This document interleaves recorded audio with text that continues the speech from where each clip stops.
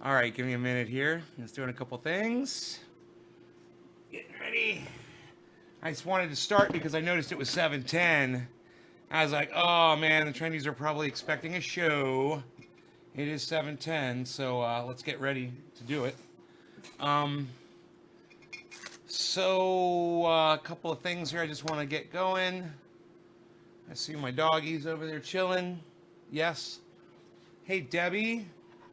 All right, let's give it like 5 more seconds here before I reboot the chat. Okay, we'll reboot the chat.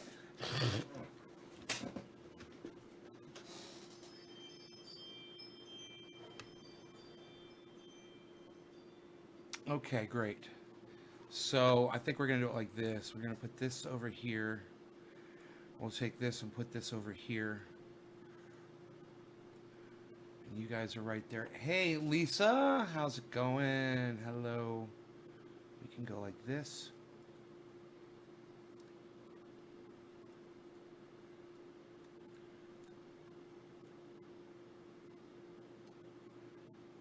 Like that.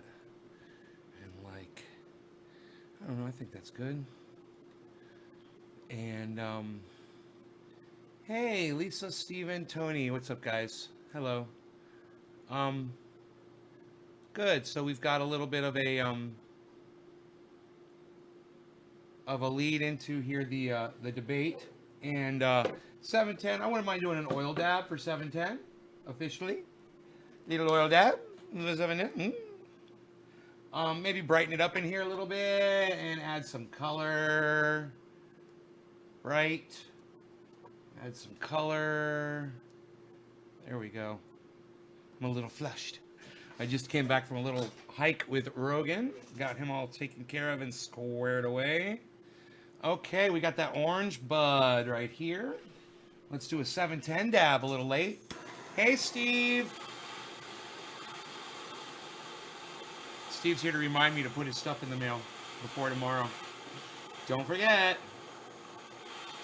I got a couple more orders I got to fill actually that are going out with yours.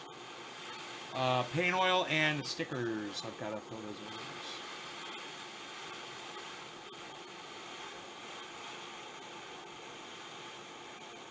So the debate starts in 45 minutes. There's the countdown.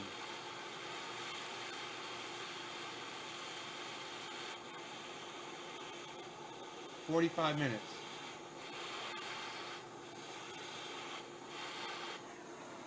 All right. No law regarding cannabis. Cannabis is justice for all. Cheers, everybody. Hope you guys are all here to enjoy a nice debate. I want to see Bernie Sanders just eviscerate Biden. All right. Cheers, guys.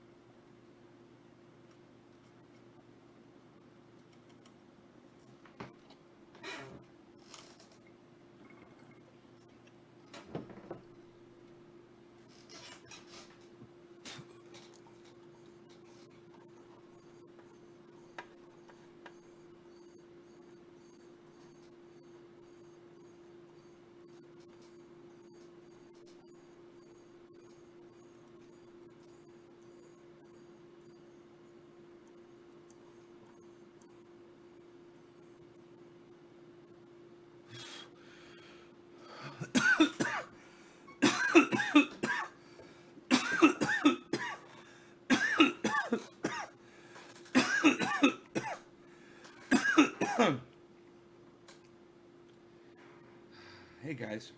What's up, Flowers, Yohash, Connie, Sean, Pro, Steve, Tony. Okay, cool. I got y'all.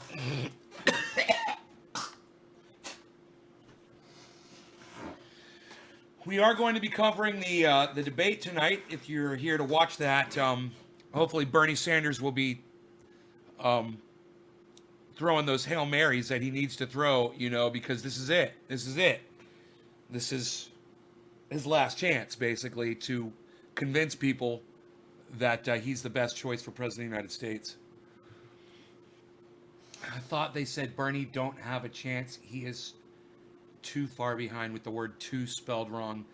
Um, they, and who is they? Dan,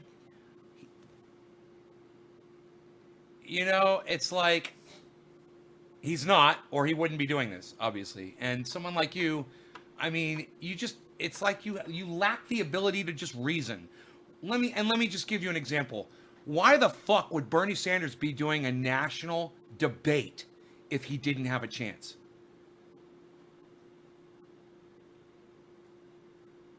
And what if he didn't have a chance? Why would his opponent be showing up to it? You see, it's these stupid little things that you guys, some of you, like Dan Toy, just refuse to think of on your own. You couldn't have taken 1 second to figure that out?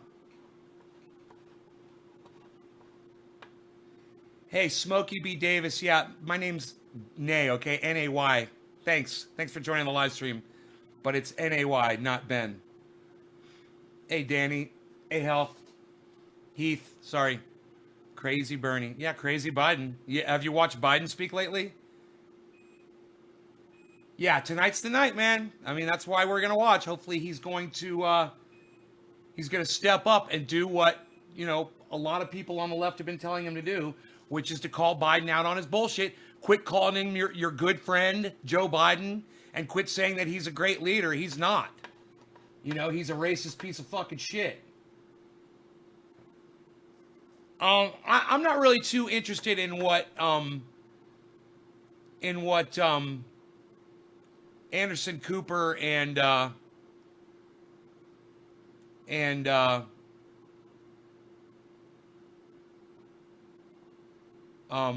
what was his name? I knew it was you. Alfredo sauce. Anderson Cooper and with Alfredo. Anderson Cooper with Alfredo sauce. Democrats say, okay, he'll do fine. Nate Nice already annoyed Lowell. Charlie, he's a fighter. Bernie didn't believe Bernie will beat Trump. Already annoyed Lowell. Hey, Charlie, I'm not annoyed. Suck my dick. You got a block.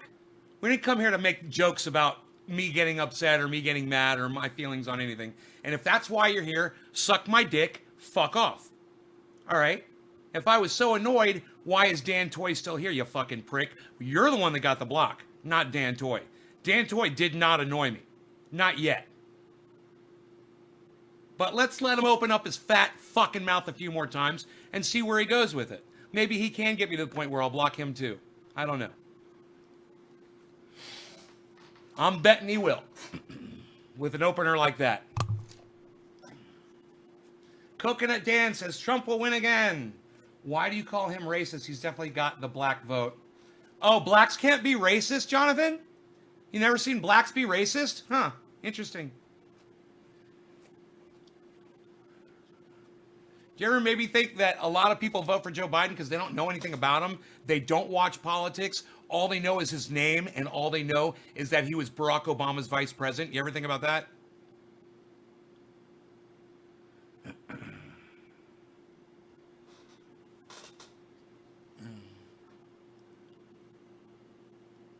Open carry out only.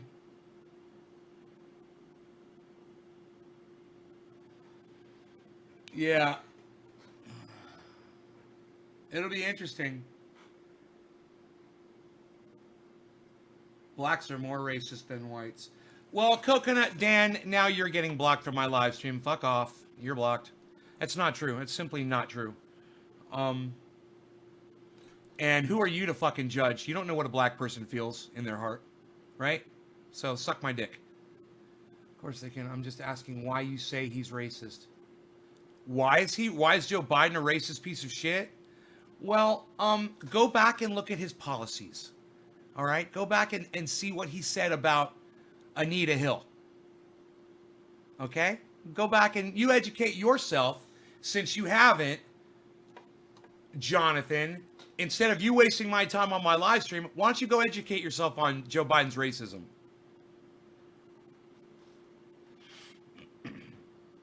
How much is Bernie paying you? Heath, you're getting blocked from my live stream too, because that's just stupid. You know, anybody that comes on here and talking bullshit, saying bullshit, I'm going to block you. I'm not here for you. All right? I'm here for the people that support Bernie Sanders, full stop. And if you want to shout your support out for Donald Trump or Joe Biden, that's fine. But if you come on here lying, talking bullshit, disrespecting me, or disrespecting Bernie Sanders, you're going to get kicked the fuck off my live stream instantly. So, like I said, I'm here to get high with my friends. It's 4:20. I'm a little late. Sorry about that. Let's get high. With a nice big fat dab of orange bud.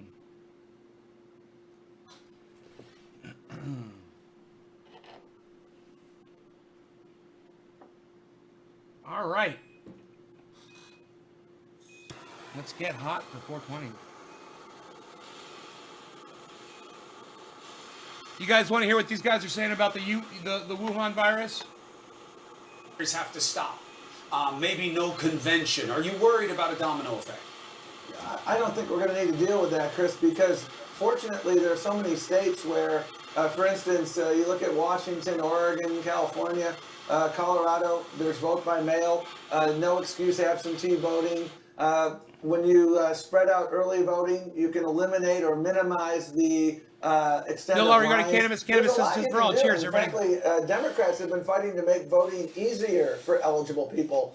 And unfortunately, Republicans have been fighting to make voting harder. So we don't minimize at all the challenges that exist in making sure that we protect our campaign workers, our poll workers, and our candidates. We don't minimize the seriousness of that. But we can do this. If you look at the elections that have taken place so far, last Tuesday, Super Tuesday, throughout, we've been dealing with this issue throughout, and to the best of my knowledge, we've been able to handle it. And we're going to continue to consult with public health officials. I think we can move forward. All 4 of the states Tuesday are moving forward. And by the way, this coming Tuesday is the third.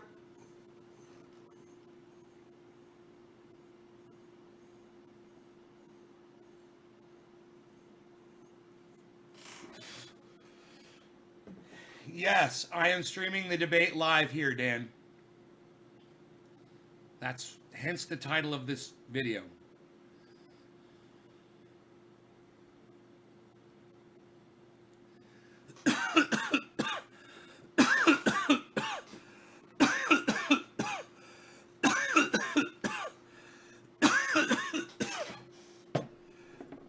That's my workout.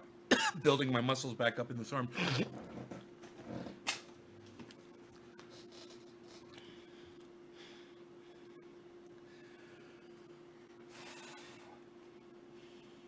Trump says, relax, we're doing great. It all will pass. That was Donald Trump's quote. They were quoting him. Gloria Borgia, Gloria Borgia. And they were still duking it out in the middle of a regular campaign. It would be very different. I think tonight they're going to unite against Donald Trump and the way he has handled the coronavirus. And I think you'll hear from Joe Biden about how they would have handled it differently in the Obama administration. But I also do believe that you're going to see a lot of Bernie Sanders saying to Joe Biden, I told you so. He's coming around to a couple of Sanders' positions on college affordability and bankruptcy reform. And so you're going to see Bernie Sanders saying to... And that's why it's not right that Joe Biden is running against Bernie Sanders. He's literally stealing parts of his platform just so he can take his voters away. And you know, once he becomes president of the United States, he'll flip back. He'll flip back to his bullshit Republican ways. You'll see. Because I'm afraid that's what's going to happen. Question. We really don't know how it's going to impact. They all seem determined to move forward a lot of early voting in those states. But Anderson, we should focus for a second on how astounding it is. It was just 18 days ago that they had their last debate. There were 7 candidates on a stage. The speculation was that if Joe Biden didn't do really well in South Carolina. So he's just trying to pump up Joe Biden. That's what David Axelrod is. He's an extension. He's like the tip of the dickhead on the end of the Democratic establishment. That's what he is, David Axelrod. He's like the tip of the cock, you know, and he's just leading them all. All those people out of work in Ohio. Yeah, out of work, but hey, Mike, in this Trump economy, everybody can afford $1,000 emergency, right? So everybody should be fine. Everybody's got money saved up. It's a great economy. It's a fantastic economy. And nobody has anything to worry about, right? Why are you complaining? Are you trying to say that people don't have enough money to make it through a few weeks without work? Well, that would mean that the economy's not that great, wouldn't it? You guys can't afford an emergency? I'm being sarcastic, right? Of course I know you can't.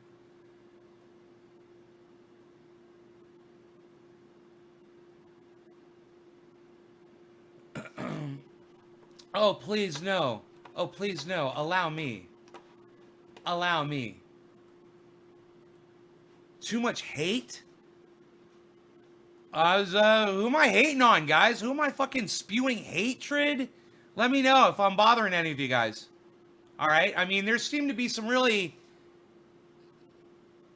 fragile balsa wood fucking toys fucking in my live stream for some reason. You got to be real gentle with them or they're just going to fucking crack apart.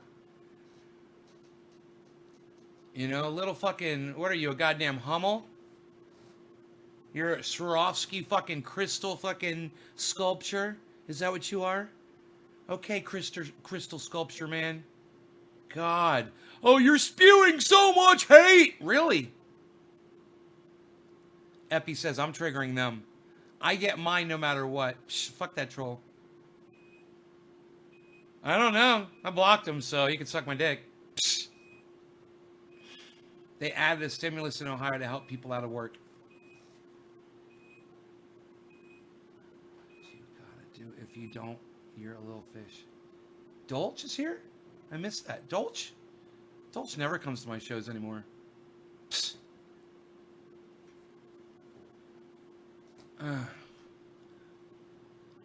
It's showing flipped to us.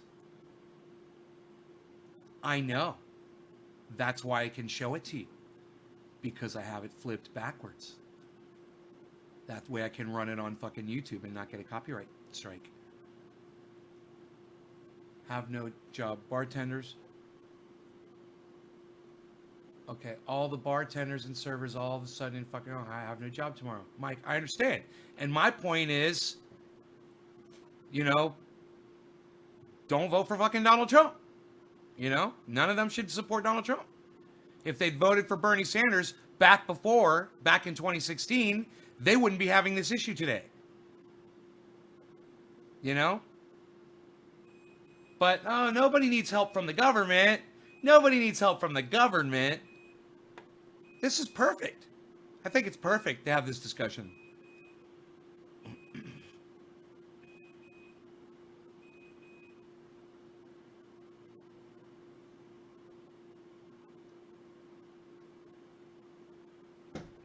There's a kitty cat over here on my window. Look at that. There's a kitty cat right there on my window. It's a kitty cat on my window. Look at that. It's a cat on my window in the snow.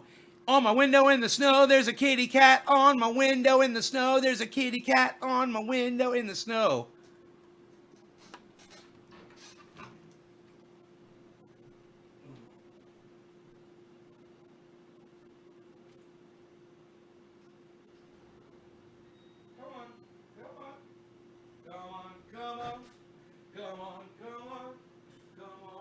Oh, you need food, don't you?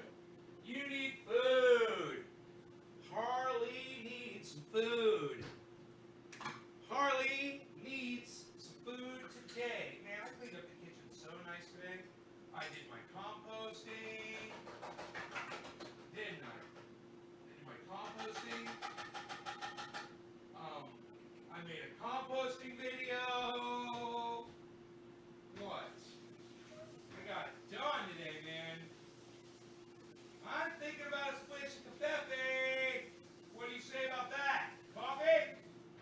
Cafefe. A splish. Just a splish of Cafefe. I'm on a parade watching the confetti. Hey, pal, where you going? Are you walking down the street today? Howdy. Hey, Vincent. Diana. Kathy. Love Harles. You want to fight? Fight me. My karate is the best karate. Fight my master. He's the best master. Fight me.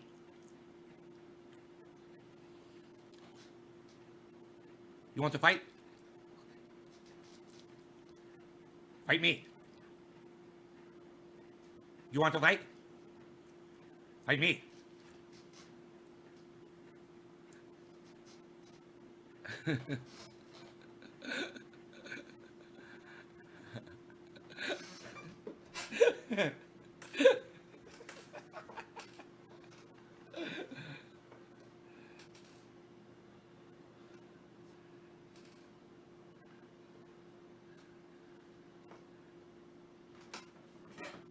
You want to fight? Fight me!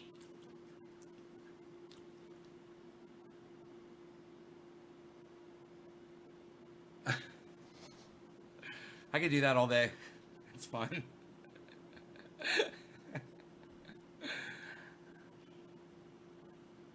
So, you guys thinking about Splash and Covfefe?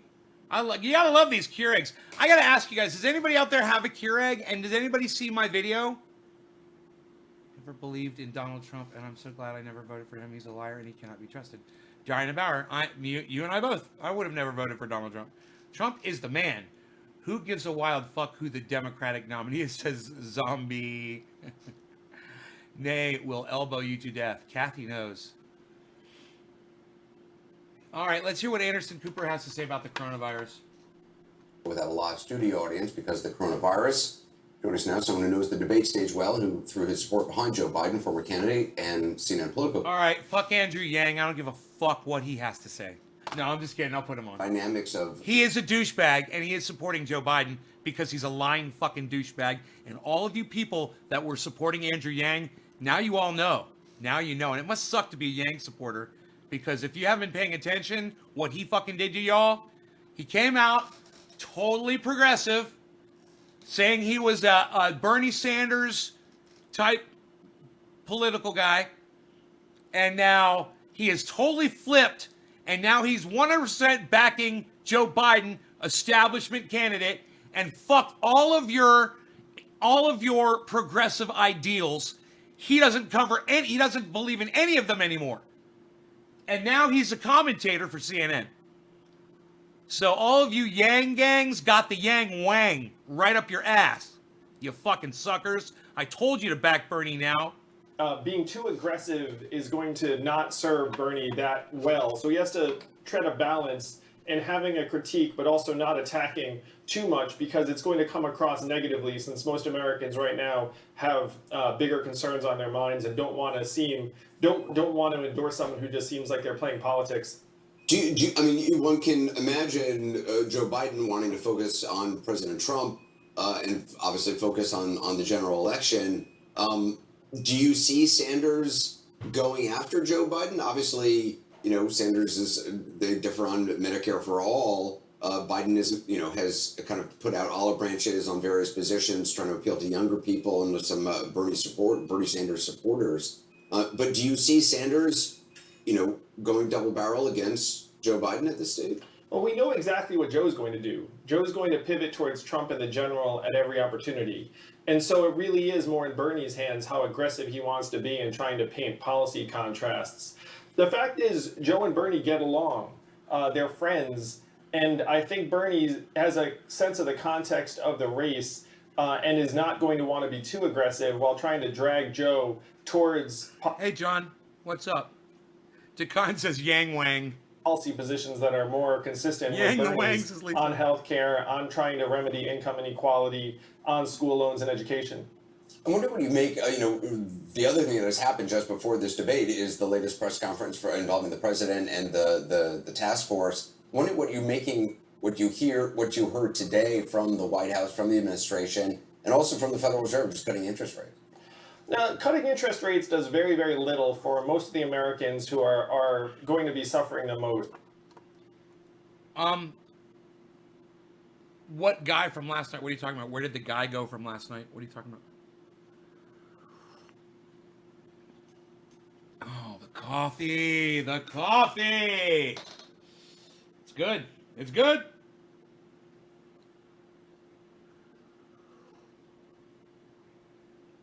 Wow, Jonah. You can't hear Netflix. You're calling it Netflix. I love it. Is that starting to catch on? Netflix? That's great.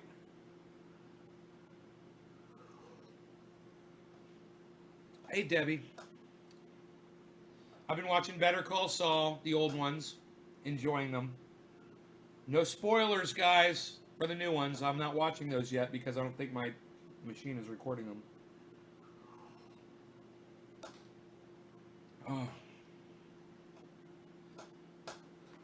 Oh, yeah, did you guys hear this? The Fed cut the interest rate to fucking 0%. Have you guys heard this? Listen to this. This is important. This is really big. Very basic and simple precepts that have been ignored in this election, or mocked, really. Someone in power, Van, has to tell you the truth when it matters. Yes. That is now a precious commodity. How does that play? Is it just presumptive that anybody does better than Trump on that level? Well, it's hard to know, but I tell you what, Bernie Sanders, his reputation and a brand of being the guy that tells you what he thinks, and he's a straight shooter, and he does have an opportunity tonight. Now we kind of assume that he's going to go out there and Thank you, kind Van. of with kids' gloves. Wow. We have seen debates actually flip the whole thing upside down when we saw, Bloomberg get taken out by Elizabeth Warren. We don't know what Bernie's going to do. I'm going to tell you what he could do. There on these kind of issues. There are people, there are constituents that could hear a Bernie Sanders message tonight and hear it totally differently. If you got a bunch of student loans, it's streaming on if Bernie YouTube. Sanders comes out, why don't we just forgive all your student loans? Streaming Just on put Facebook. $1 I'm billion streaming into everywhere. Banks and everything else. Let's get your student loans off the table. Why don't we have a nationwide moratorium on evictions for everybody until this thing is over? If you're in prison, especially if you're waiting trial, There, can you see the chat now? Waiting for 3 months, 6 months, let you come home. Homeless people, you got a bunch of schools, campuses sitting there, hotels open, empty. He could come out with very, very bold ideas that might actually put Biden in a position of Right seeing on, Diana, that I'm he's with not you. Actually up to I'm dealing off with grid, the too. full scope and scale of this challenge. So you could see a debate performance from Bernie. Northern that changes California, race. up in the So, yeah. mountains. Let's get quick takes. Off What do you grid. think? Yeah, well, I think also this is a one-on-one debate. There isn't, Biden typically has not done that well in debates. He's had a couple debates where he's done well. Bernie typically doesn't mess up. He's always on point. He's always going. He's not confused. And sometimes when Biden has people go after him, he can stumble a little bit. And so there's nothing to deflect to here. There's no other person that's going to jump in. And so I think it'll be interesting to see that dynamic if Bernie starts going after him, even on policy, what that kind of interaction is like. Do you think there's a chance that Bernie does what Van is suggesting in the extreme, which is we need a truth teller right now? Joe, I love you. You're a friend of mine. You've struggled in the past. And this country needs somebody that they know will tell them the truth every time out. That can only be me. Only I can tell the truth every time, to paraphrase the If president. you could, if I'm Joe Biden, I want to go calm, cool, presidential. I can respond to that very simply. How? Because the American public, as I say, we've talked about this, we are in a crisis. And they want to see somebody, look, I can be president. That's what they want to say. Look, And I can you be wanna president. See, so if the hotter that Bernie may go with Joe, the smarter Joe would be to say, look, I'm presidential. I can deal with this. I mean, here you had a president of the United States today, Chris, in the middle of this pandemic. I wanted to finish crisis my going coffee on. while it was What hot. is he doing? He's tweeting about Hillary's So good. emails. He's tweeting against Chuck Schumer, and he's saying, I may give a pardon to Michael Flynn. The world is worried to death today. And I remind you that it was Donald Trump who cut in 2018 the epidemic response unit inside the White House. He then has cut the CDC funding for epidemic response by 80%. We were forward-leaning in 49 countries. We reduced that by 39 because the funding cut, and guess who got cut? China, where this whole thing started. Trump owns this, and both Bernie and Joe tonight make sure the American public knows the truth about this. Well, the big debate is only 20 minutes away, so we will see how this plays out in real time as the nation, without question, faces an historic crisis. A lot Hey, of people will be Chuckles. home watching. So let's take a break now. Stay with CNN. Charles McGursky, McGregor McGee. Charles McGursky, McGregor McGee. Charles. Charles.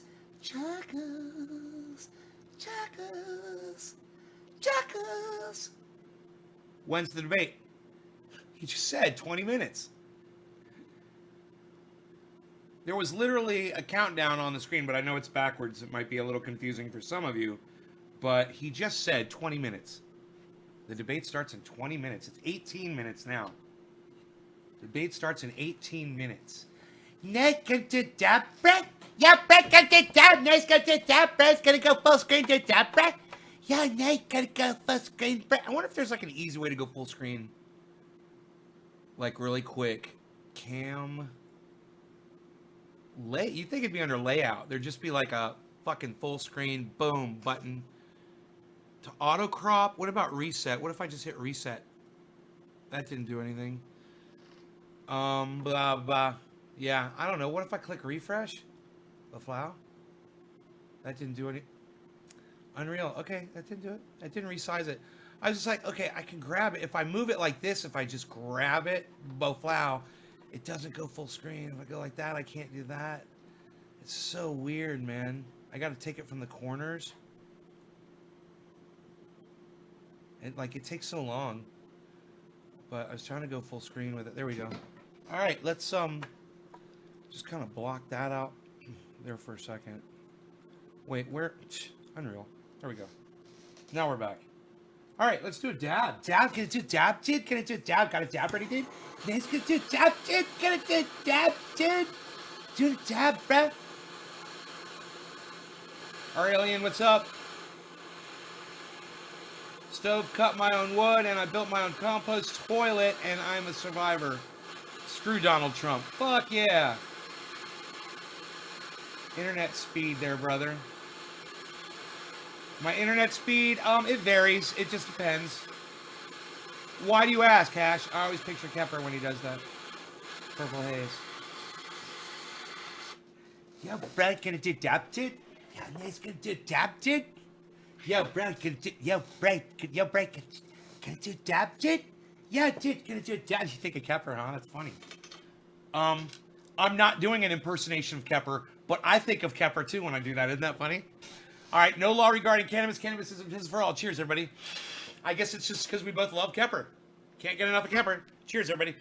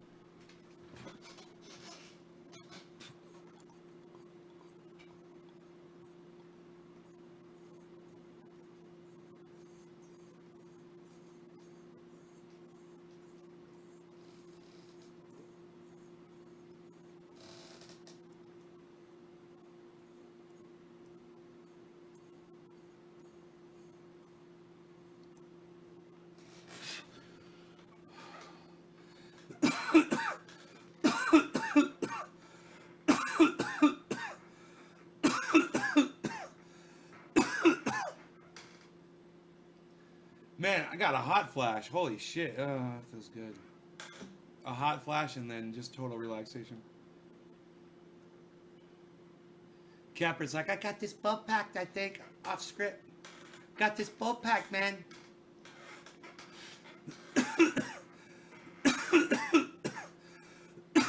Well, we've got satellite internet. So my upload is about 2 meg upload, which is all I need really to be able. I'm supposed to have like 4 or 5, but I get 2, and it's enough for me to do these broadcasts. Even in the rain, I'm able to broadcast. It surprises me sometimes when it's pouring rain and I'm able to people are like, no, you got a perfectly clear connection. I'm like, I can't believe it. Snow builds up on the dish. I have a garden hose. I rinse the snow off the dish and I'm fine. I've only had to do that twice in the last 24 hours. Now it's clear. The sun's out.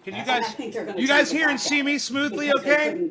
They couldn't get Let it me this know. time. This, Or I should say, to Let me know. get the president. Let me know. This reminds me of John McCain and his campaign was talking about John being a part of McCain and his something that is greater campaign, than it was yourself. insane. And that is Let me what pick your brain. leadership My sometimes name has is to Gloria ask of the public, Borger, to be and a I'm part of here to something make bigger a than rap. you are Right. for the greater good. And that is something we have not yet heard. And it's not Gloria something that- Borgia! I mean, Gloria that this president Borgia! has been involved with really Gloria Borgia in had his a life in another facelift, capacity. like It's a the very rest of different them. situation he finds himself in.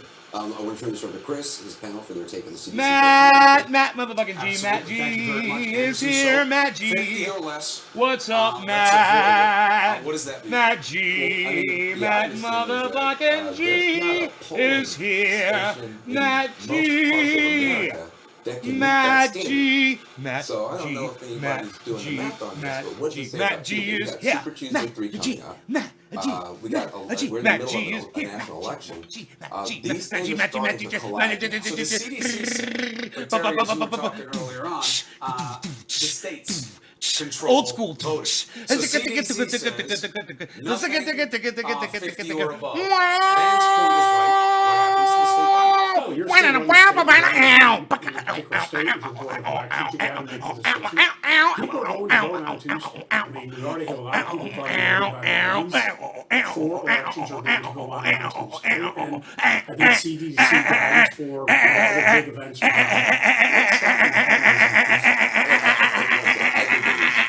They're starting to get some federal guidance, and I think taking this stuff seriously is important. Look, if you look at Italy right now, that is a country that's on its back because they didn't manage. Dude, was I supposed to And again, dab? It's not that you can't deal. If you have enough time, you can deal with all kinds of sick people. What was You I just can't doing? deal with I all forgot of what them. I'm doing. And so that's I why do you're not trying to know. get close to I each do other, not- spiking those numbers. I However, do not know what I this am is a doing. tricky balance. Do not. On the vote. Do not We know what have I am doing. Democrats been for vote by map to make it easier for people to vote, early vote extending. The Republican legislators Pins. around this country have Needle, systematically right? stopped all of that legislation. Maybe this will be an impetus to finally get this country to make it easy for everybody to exercise their right. Well, but except what's the problem, right? Nobody wants to talk politics right now in the country. They just want things to work and get it done. It's a lot of mixed messaging. Anderson was making a great point at the end of his panel, which is, this president has struggled with surrendering the Cheers. meat of the wheat, to put it mildly. But the country doesn't believe that leaders are about that anymore. What is the message you think that resonates best tonight from the podiums? I think, a message of truthful leadership, of somebody who is actually speaking the truth and not doing what Donald Trump has been doing, which is really saying a lot of things that aren't true, sending a lot of mixed messages, telling people to do things they shouldn't be doing.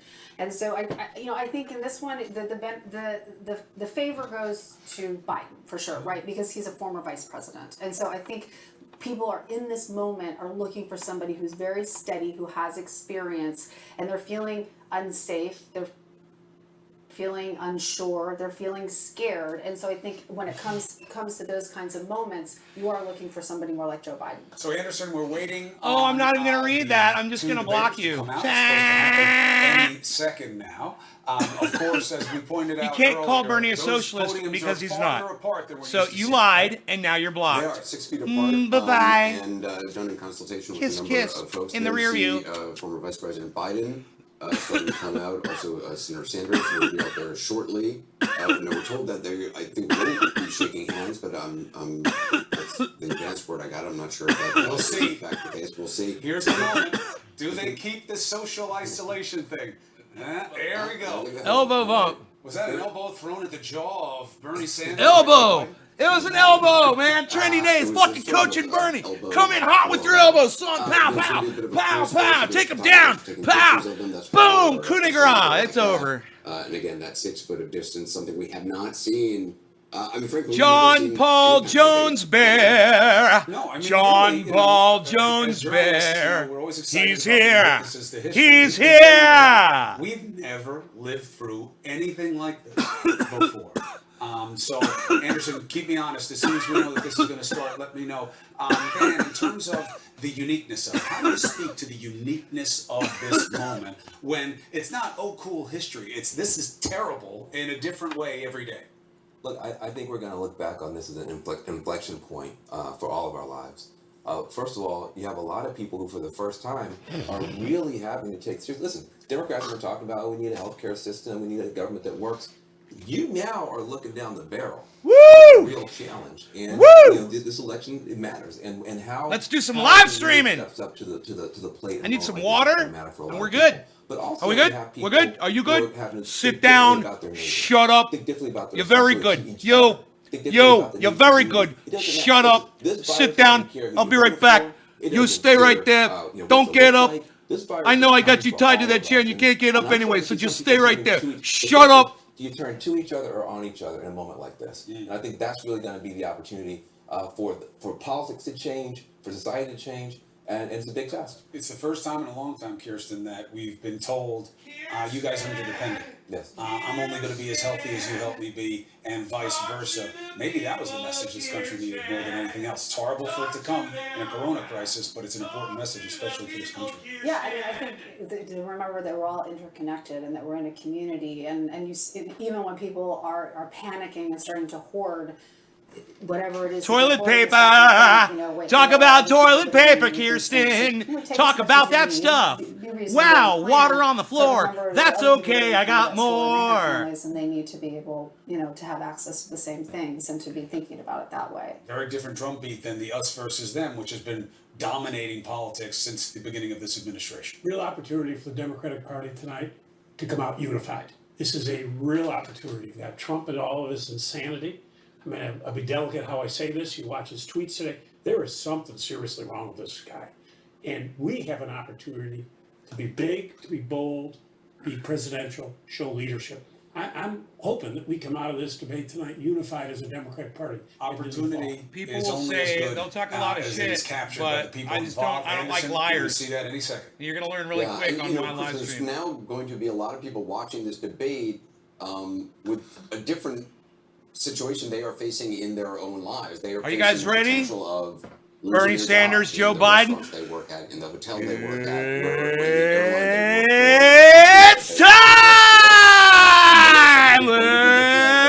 Let's get ready to rumble! Trendies! It's one of the few Throwing times it where down, people use institutions for downtown free. Now, tonight. We're gonna have what are you gonna do? I have fun. to be quarantined for 2 Finally, weeks. I don't fun! have. While you're watching the that kind of debate, deal with my have some employer. fun. Congress Why Act. be bored? It's good to Hang see out government with work, but this is everyone just the at the beginning. Especially as we Trendies. see the Trendy cases as come, there's gonna be needs at these hospitals that cannot be met. What is government doing right now to plan for what they know is going to happen? Yeah, and again, this debate going to be seen by an awful lot of people, 3 questioners, CNN at Univision debate. It's going to be fascinating. We've just never seen anything like it, Chris. It is about that time. The CNN Univision Democratic presidential debate starts now. The Univision. Univision. Say it right. It's Univision.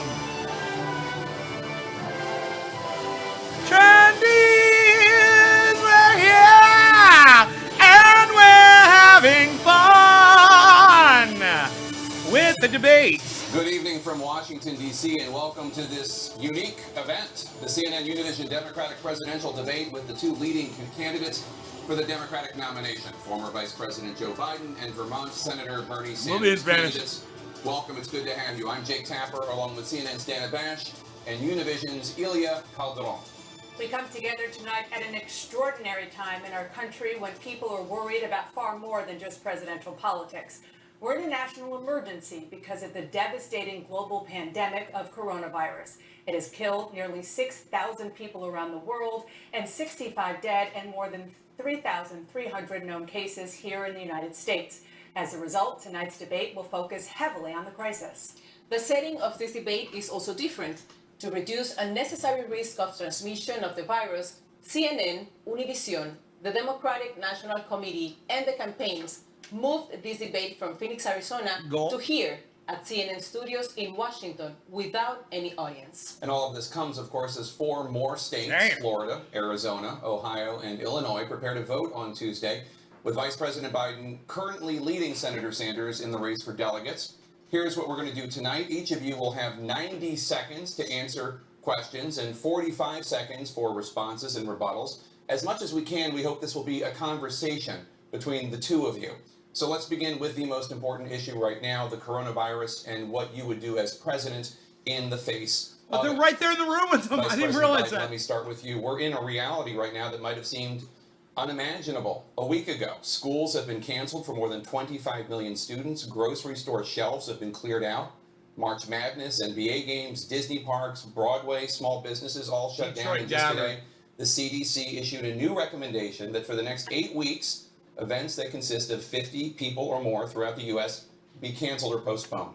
What do you Detroit say Dabber. to the American people who are confronting No, I'm this I'm new at reality? CNN. This is First of all, CNN my Live, heart goes bro. out to those who have already lost someone, or those who are suffering from the virus, and this is bigger than any one of us. This is calls for a national rallying to everybody move together. And you know, I laid out in detail what I would do if were I president today. You can go to joebiden.com and I laid it out in significant detail. But there are three pieces of this. First of all, I have to take care of those who in fact are exposed or likely to be exposed to the virus. And that means we have to do testing, we have to get the testing kits up and ready. I would have the World Health Organization, I'd take advantage of the test kits they have available to us, even though the president says 1 million or more are coming. Let's just get all the tests we can done as quickly as we can. Secondly, I would make sure that every state in the union had at least 10 places where Then they you had bitch. drive-through testing arrangements. I would also, at this point, deal with the need to begin to plan for the need for additional hospital beds. We have that capacity in the Department of Defense as well as in the You're not on the with ban list, bro. FEMA, and they can set up 100-bed, 500-bed hospitals in tents quickly. We have to Detroit do all Dabber's that. not on my We have to ban deal with list. The economic fallout quickly. And that means making sure the people who in fact lose their job, don't get a paycheck, can't pay their mortgage, are able to pay it and pay them now and do it now. Small businesses be able to borrow interest-free loans. I see my time is up here. You're going to hold us tightly, I assume. But that's what I would do. Go to joebiden.com. It lays out precisely what I would do were I president today. Senator Sanders, this morning, Dr. Anthony Fauci acknowledged that it's possible that hundreds of thousands, if not millions of Americans could die from coronavirus in a worst case scenario. If you were president right now, Million? what's the most important thing you would do tonight to try to save American lives? First thing we have got to do, whether or not I'm president, is to shut this president up right now. Because he is undermining the doctors and the scientists who are trying to help the American people. It is unacceptable for him to be blabbering with unfactual information which is confusing the general public. Second of all, what we need to do, and I'm glad that he has called a state of national emergency, what we have got to do is move aggressively to make sure that every person in this country finally understands that when they get sick with the coronavirus, that all payments will be made, that they don't have to worry about coming don't up even with use money Twitch, bro. for testing. They don't have to worry about coming up with money for treatment. This is an unprecedented moment in American history. Now, I obviously believe in Medicare for all. I will fight for that as president. But right now, in this emergency, I want every person in this country to understand that when you get sick, you go to the doctor. When you get sick, if you have the virus, that will be paid for. Do not worry about the costs right now because we're in the middle of a national emergency. Second of all, we have to make sure that our hospitals have the ventilators that they need, have the IC units that they need. Right now, we have a lack of medical personnel, and I worry very much that if there is a peak, whether we have the capability of dealing with hundreds of thousands of people who may be in hospitals. So we need unprecedented action right now to deal with the unprecedented crisis. And bottom line, from an economic point of view, what we have got to say to the American people, if you lose your job, you will be made whole. You're not going to lose income. If Trump can put, or the Fed can put $1.5 trillion into the banking system, we can protect the wages of every worker in America. Thank you, Senator. Vice President Biden, President Trump says he does not take any responsibility for the problems with coronavirus testing, in part because he says he inherited so many rules, regulations, and red tape. Did bureaucratic red tape hamper this response in any way? No, look, the World Health Organization offered the testing kits that they have available and to give it to us now. We refused them. We did not want to buy them. We did not want to get them from them. We wanted to make sure we had our own. I think he said something like, we have the best scientists in America, or something to that effect. The idea that we are not prepared for this and the other thing I want to point out, and I agree with Bernie, we're in a situation where we have to now be providing for the hospitals that are going to be needed. Needed now. The present system cannot handle the surge that is likely to come. So we should already be sitting down and planning where we're going to put these temporary hospitals. And we can do that. We did that. We've been through this before with the coronavirus. We've been through this before. We've been through this before with dealing with the viruses that the N1. Top of the hour. You guys ready to smoke with me? Sorry, I'm late. What happened in Africa? We provided these hospitals dealing with these great pandemics, and we were able to do it quickly, and people would have a place to go. But we also have to provide the equipment to protect the first responders, and that's not being done either. Senator Sanders, on that note, and you both of you have addressed this, but obviously another major health concern right now for officials is the potential surge in patients all at once, overburdening hospitals, the healthcare system. You've mentioned ICU beds, both of you, and ventilators. We're already in the middle of flu season, so already a lot of those beds and ventilators are already being used. If you were president right now, what would you do to make sure every sick American is able to get treatment so the U.S. does not suffer the same fate as Italy, where doctors have to decide right now who gets life-saving treatment and who does not? Jake, let's be honest and understand that this coronavirus pandemic exposes the incredible weakness and dysfunctionality of our current healthcare system. Now, we're spending twice as much per person on healthcare as the people of any other country. How in God's name does it happen that we end up with 87 million people now. who are uninsured or underinsured, and there are people who are watching this program tonight and say, I'm not feeling well. Should I go to the doctor, but I can't afford to go to the doctor? What happens if I am sick? It's going to cost thousands of dollars for treatment. Who's going to feed my kids? We are the only major country on earth not to guarantee health care to all people. We're spending so much money, and yet we are not even prepared for this pandemic. How come we don't have enough doctors? How come hospitals in rural areas are shutting down? How come people can't afford to get the prescription drugs they need because we have a bunch of crooks who are running the pharmaceutical industry, ripping us off every single day? And I'll tell you something right now. In the midst of this epidemic, you got people in the pharmaceutical industry who are saying, oh, wow, what an opportunity to make a fortune. So the word has got to go out. I certainly would do this as president. You don't worry. People in America do not worry about the cost of prescription drugs. Do not worry about the cost of the health care that you're going to get, because we are a nation, a civilized, democratic society. Everybody, rich and poor, middle class, will get the care they need. The drug companies will not rip us off.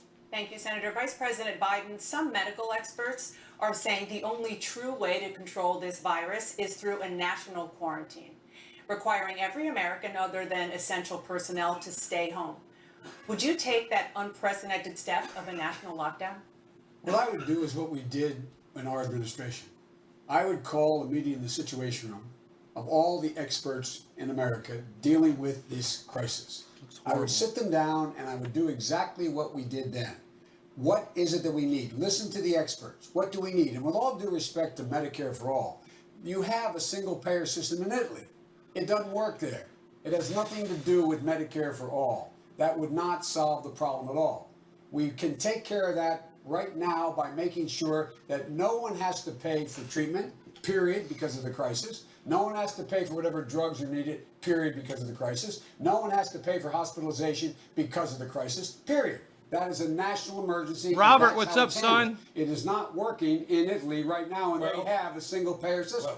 Now, with regard to what else I would do, the fact is that we're in a position where I would bring together the leading experts in the world. Instead of doing this in the United States, instead of doing this piecemeal, sit down and do what we did before with the Ebola crisis. What is needed? And have one voice, like we did every day we met in that crisis in the Situation Room, laying out, so we lay out overall for all the nation what the best proposal is and how to move forward. In the absence of that, governors are making some sound decisions. They're doing the best they can by going out and getting the healthcare experts in their communities and their states to move. But it should be directed from the White House from the Situation Room, laying out in detail like we did in the Ebola Thank you. crisis, and we beat it. Thank you. Senator Sanders, your response? Thank you. First of all, Thank you. The dysfunctionality of the current healthcare system is obviously apparent. As I said earlier, there are people who hesitate to go to the doctor. You're gonna have a maze of regulations. Well, if this is my income, if that's my income, can't I can I only get it? grab Can I not that? get it? Clearly, we are not So prepared, weird. and Trump only exacerbates the crisis. When we spend twice as much per capita on healthcare as any other nation, one might expect that we would have enough doctors all over this country. One might expect that we would have affordable prescription drugs. One might expect that we are preparing effectively for a pandemic, that we were ready with the ventilators, with the ICUs, with the test kits that we need. We are not. And bottom line here is, in terms of Medicare for all, despite what the vice president is saying, what the experts tell us is that one of the reasons that we are unprepared and have been unprepared is we don't have a system. We got thousands of private insurance plans. That is not a system that is prepared to provide health care to all people. In a good year, without the epidemic, we're losing up to 60,000 people who die every year because they don't get to a doctor on time. And clearly this crisis is only making a bad situation worse. That has nothing to do when you're in a national crisis. The national crisis says we're responding. It's all free. You don't have to pay for a thing. Hey, That has Santa. nothing to do with whether or not you have an insurance policy. This is a crisis. We're at war with the virus. We're at war with the virus. It has nothing to do with co-pays or anything. We just passed a law saying that you do not have to pay for any of this, period. That's not Period. true. As a matter of fact, that's not true. That law has enormous loopholes.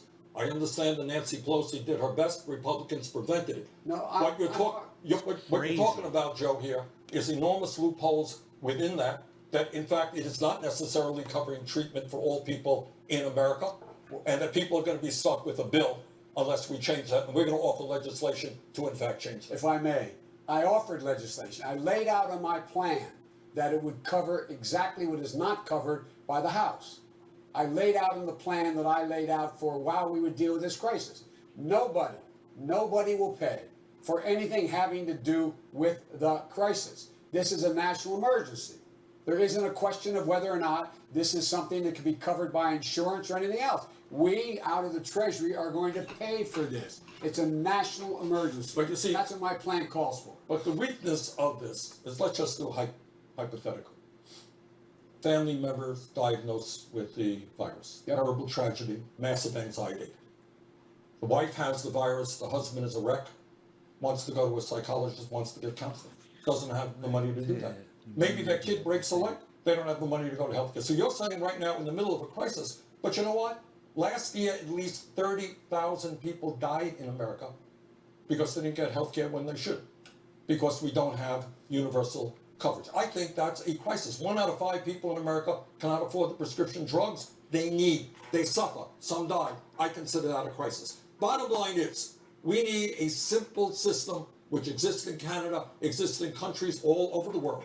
And that is, if you are an American, you get the health care you need. End of discussion. We can save huge sums of money doing that. The trick is, do we have the guts to take on the healthcare industry, some of which is funding the vice president's campaign? Do we have the courage to take on the executives at the prescription drug industry, some of which, some of whom are funding his campaign? Look, this is a national crisis. I don't want to get this into a back and forth in terms of our politics here. I've laid out a plan, building on Obamacare. Quarter of the hour, providing cannabisism public option tips for all. Cheers, will cover everybody. everyone the same way. This idea that this is his only answer is a mistaken notion. But regardless of whether my plan was in place or his, this is a crisis. This is like we are being attacked from abroad. Hey, This let's is not something put that any is a blame big on consequence. anybody It's like here, a okay? war. Regardless, And in a war, you whether do it was that everything guy you or don't my take guy, care of hey, And what let's you do all is just you- get and I proposed it, along. laid it That's out what he in just said, detail. basically. Everything that you need in Don't terms worry of about dealing whose with this fault it crisis was. would be free.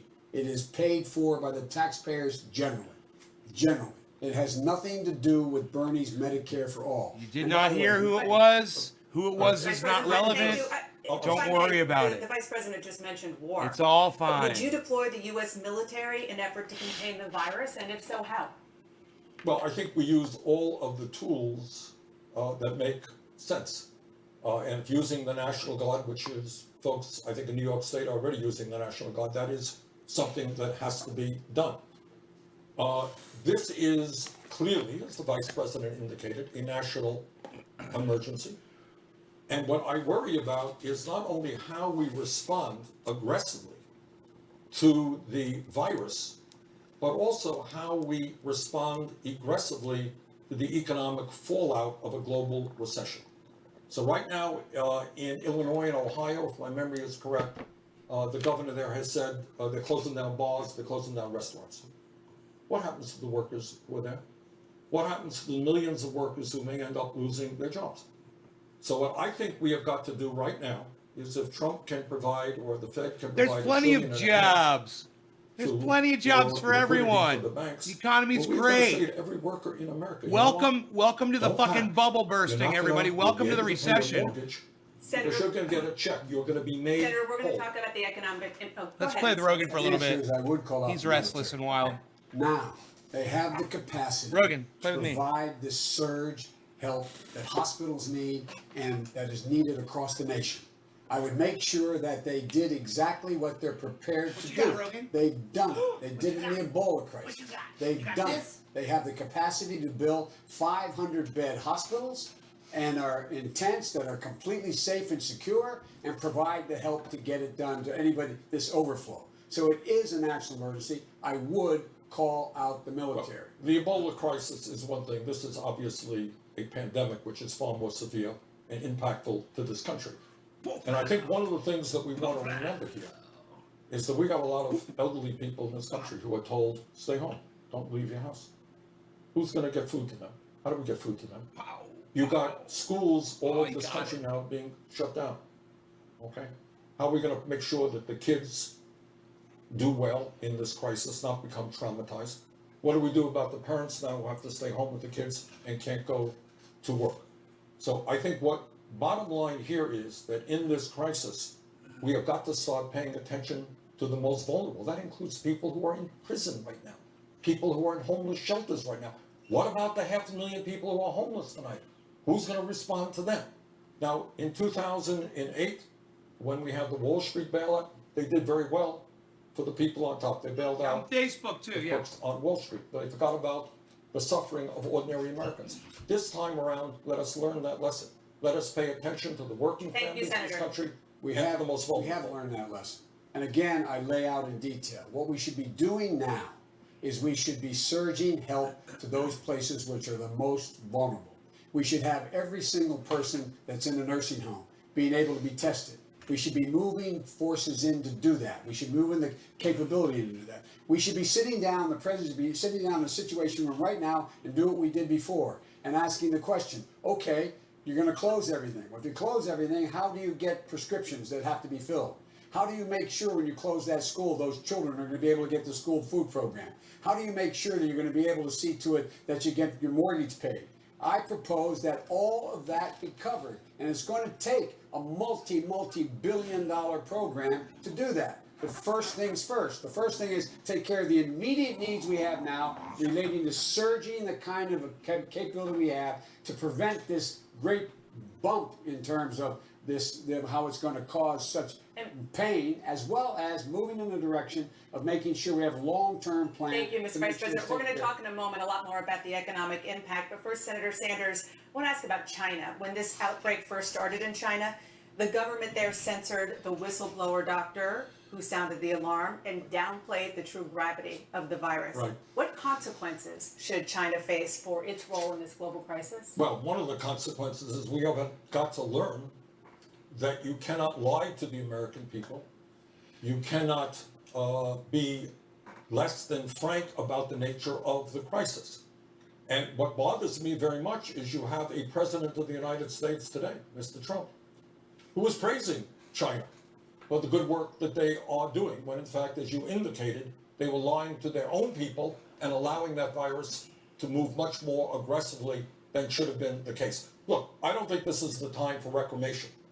to be punishing people. Now is the time, by the way, to be working with China. They are learning a lot about this crisis. And in fact, we have got to work with them. We've got to work with the World Health Organization. We've got to work with Italy. We've got to work with countries around the world. If there was ever a moment when the entire world is in this together, got to support each other, this is that moment. That's why, and if I may respond, that's why I insisted the moment this broke out, that we should insist on having our experts in China to see what was happening. And make it clear to China there'd be consequences if we did not have that access. And we have to lead the world. We should be the ones doing what we did during the Ebola crisis, bringing the whole We're world not the together fucking police and of the saying, "This is goddamn what we planet, do." Biden. We have You to have a fucking common idiot. plan. All nations are Our affected the people same need way to by be this in their virus, country, depending on telling them what to So do. we need That's what he world just said. leadership. We need I think international China's handling it leadership. We just need someone fine who knows how without to bring us. the world together and insist Like on we're fundamental smarter or change in the something? way in which we're approaching this. What an Senator idiot. Sanders? Well, the bottom line here is that in the midst of this crisis, we have got to act in an unprecedented way. And that means every country on earth is going to be affected. Every country on earth has got to work together. It also means that we tell the pharmaceutical industry, we tell the big money interests that this is not a time for profiteering. This is a time for all of us working together. The World Health Organization is a very, very strong organization. It is sad that we have a president that has ignored the international community in so many ways, including in terms of international health crisis. Thank you, Senator Sanders. Obviously, another part of this story is the economy, which is reeling from this pandemic. Many economists are warning of a recession. Just hours ago, the Federal Reserve cut interest rates to near 0%, which has not happened since the financial crisis in 2008. Vice President Biden, what would you do? What I would do is make it clear to the world and make it clear to the United States that we are going to have a major, major, major bailout package, that we do not reward corporations, we reward individuals who in fact are really put to the test here. The problem is the policies of this administration economically we've eaten a lot of our seed corn here. The ability for us to use levers that were available before have been used up by this god-awful tax code of $1.9 trillion, by the fact that the Fed will be of little consequence now. They've already used what leverage they have. And so we're going to have to just level with the American people. And here's the deal.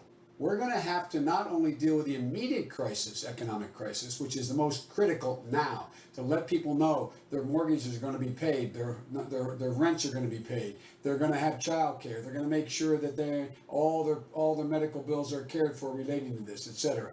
We have to go beyond that. And we're going to have to be in a situation where we're meeting on a daily basis, like we did in the middle of the financial crisis, to decide how we are going to find the wherewithal and the money to be able to see to it we hold all these folks harmless, but not do what Trump wants to do. For example, he came along and said, I got a great idea. You're going to tell Senator Sanders? The Ebola crisis, in my view, exposes the dysfunctionality of our healthcare system and how poorly prepared we are despite how much money that we spend. And the Ebola crisis is also, I think, exposing the cruelty and the unjustness of our economy today. We have more income and wealth inequality in America today than any time in 100 years. And what that means is that in the midst of this crisis, if you're a multimillionaire, no one's happy about this crisis. You're going to get through it. You're going to get everything you need. You're not worried about health care. You're not worried about income coming in. Half of our people are living paycheck to paycheck.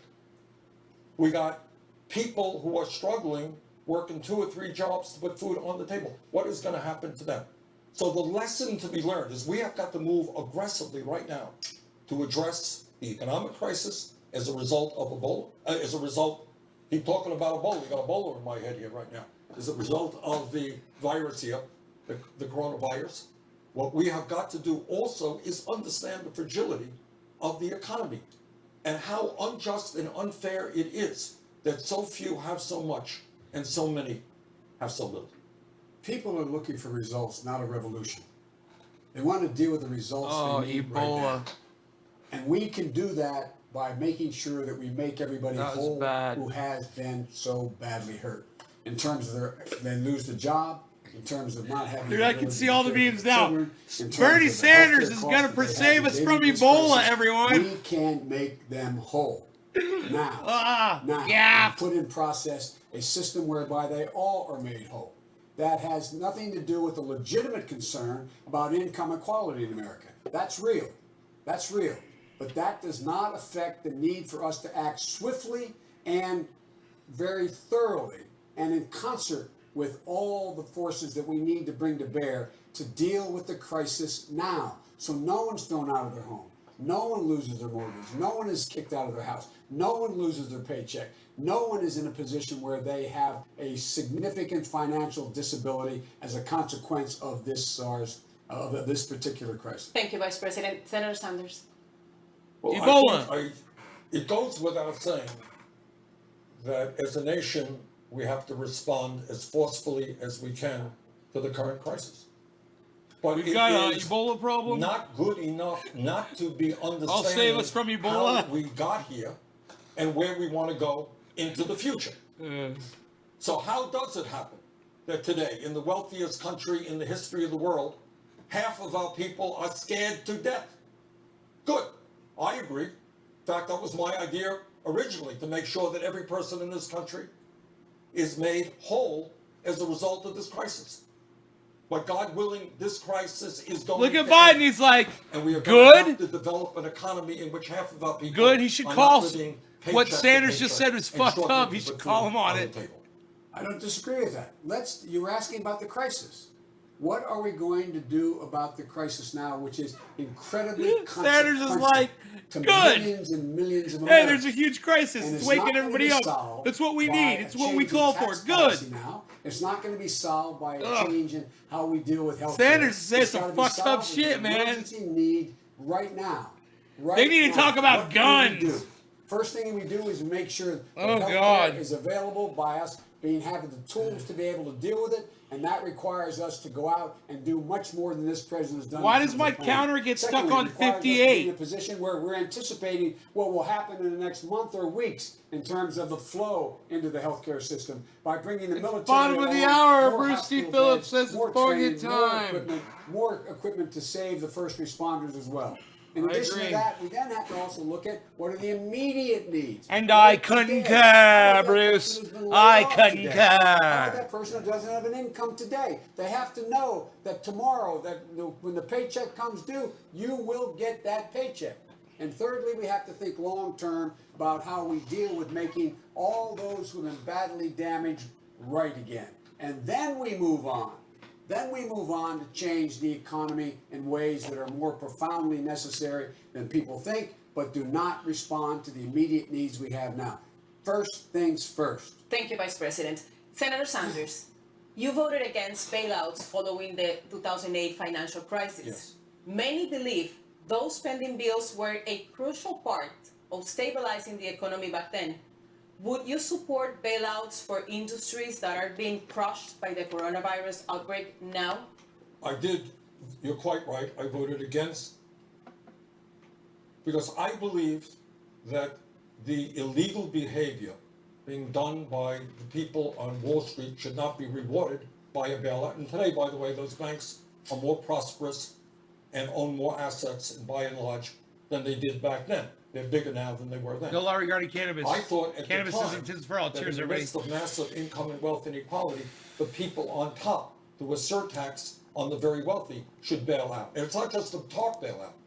We gave trillions of dollars in zero interest loans to large banks. But to answer your question, where we are right now, we need to stabilize the economy.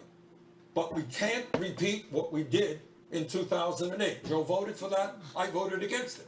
Because we have got to do more than save the banks or the oil companies. Our job right now is to tell every working person in this country, no matter what your income is, you are not going to suffer as a result of this crisis of which you had no control. Vice President Pence. Had those banks all gone under, all those people Bernie says he cares about would be in deep trouble. deep, deep trouble. All those little folks, we'd have gone out of business. They'd find themselves in a position where they would lose everything that they had in that bank, whether it was $10 or $300 or a savings account. This was about saving an economy, and it did save the economy. And the banks paid back, and they paid back with interest. I agree with Bernie. Some of them should have gone to jail. That was the big disagreement I had in terms of bailing out. But the question was, they paid back. In addition to that, it also, part of that was bailing out the automobile industry, saving thousands of jobs, tens of thousands of jobs over time. He voted against that as well. No, I did not vote against that. That bailout money was used later on by Bush to protect the automobile industry. But here's the point. One minute. Here's the point here, is that in terms of that bailout, there are ways that you can bail out when you have a handful of people who have incredible wealth, who have prospered off of the illegal behavior of individuals, in this case on Wall Street. You know what you say to them? You want, and I did. I said this to the Secretary of Treasury. You want to bail out? That's fine. You have your friends pay for it, not working people. The other point is, as Joe should know, it wasn't just the $700 billion HARP program. The Fed gave trillions and trillions of dollars in zero interest loans to every financial institution in this country and central banks all over the world. That was essentially a grant, because they then could sell that. They can then bring in interest rates much greater than the zero interest loans that they got. Vice President Biden. Look, the fact of the matter is that if in fact the banks had all been gone under, we would be in a Great Depression. We would have not, how do you get out of that? Now Bernie's saying that, I guess he's gonna do a wealth tax or something, that the top 1% could pay for everything, and they should pay for everything that occurred. We were talking about tens and hundreds of billions of dollars. That's what this was about. And the fact was that it saved the economy from going into a depression. After we passed the Recovery Act, which I was the one who went out and got the 3 votes to get it changed, that had $900 billion in it, and was the thing that kept us from going into a Great Depression. Vice President Biden, I'm going to stay with you. Many of the 11 million undocumented immigrants, and now even many legal immigrants in the United States, are afraid to seek medical help. How do you ensure they feel safe enough to get treatment to help stop the spread of coronavirus? Anyone who shows up to be tested for coronavirus or gets coronavirus and is treated would be held harmless. Just like I've argued all along, any woman who crosses the border or is here and being beaten by her husband, but she's an undocumented, she cannot be deported because she reports. There are certain things you cannot deport an undocumented alien for, an undocumented person for, and that would be one of them. We want that. It's in the interest of everyone. And those folks who are the xenophobic folks out there, it's even in their interest that that woman come forward or that man come forward, because it deals with keeping the spread from moving more rapidly. They will not, should not, under any circumstances, be held accountable and deported.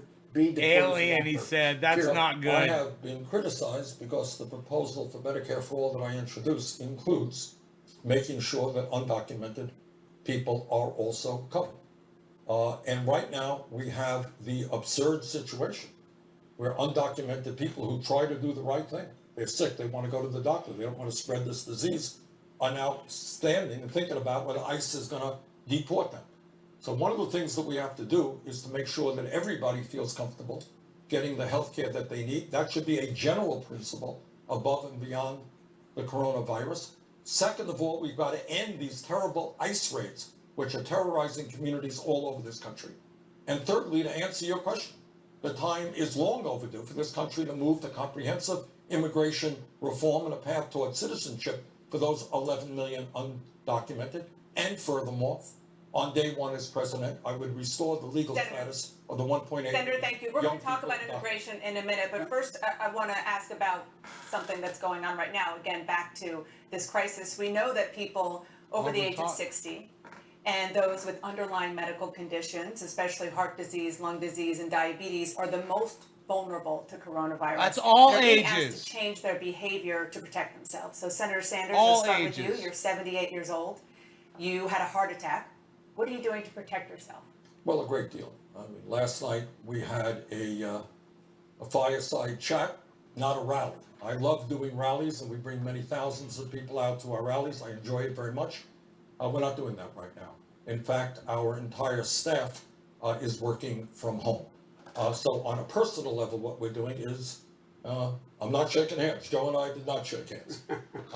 And I am very careful about the people I am interacting with. Elbow bump. I'm using a lot of soap and hand sanitizer.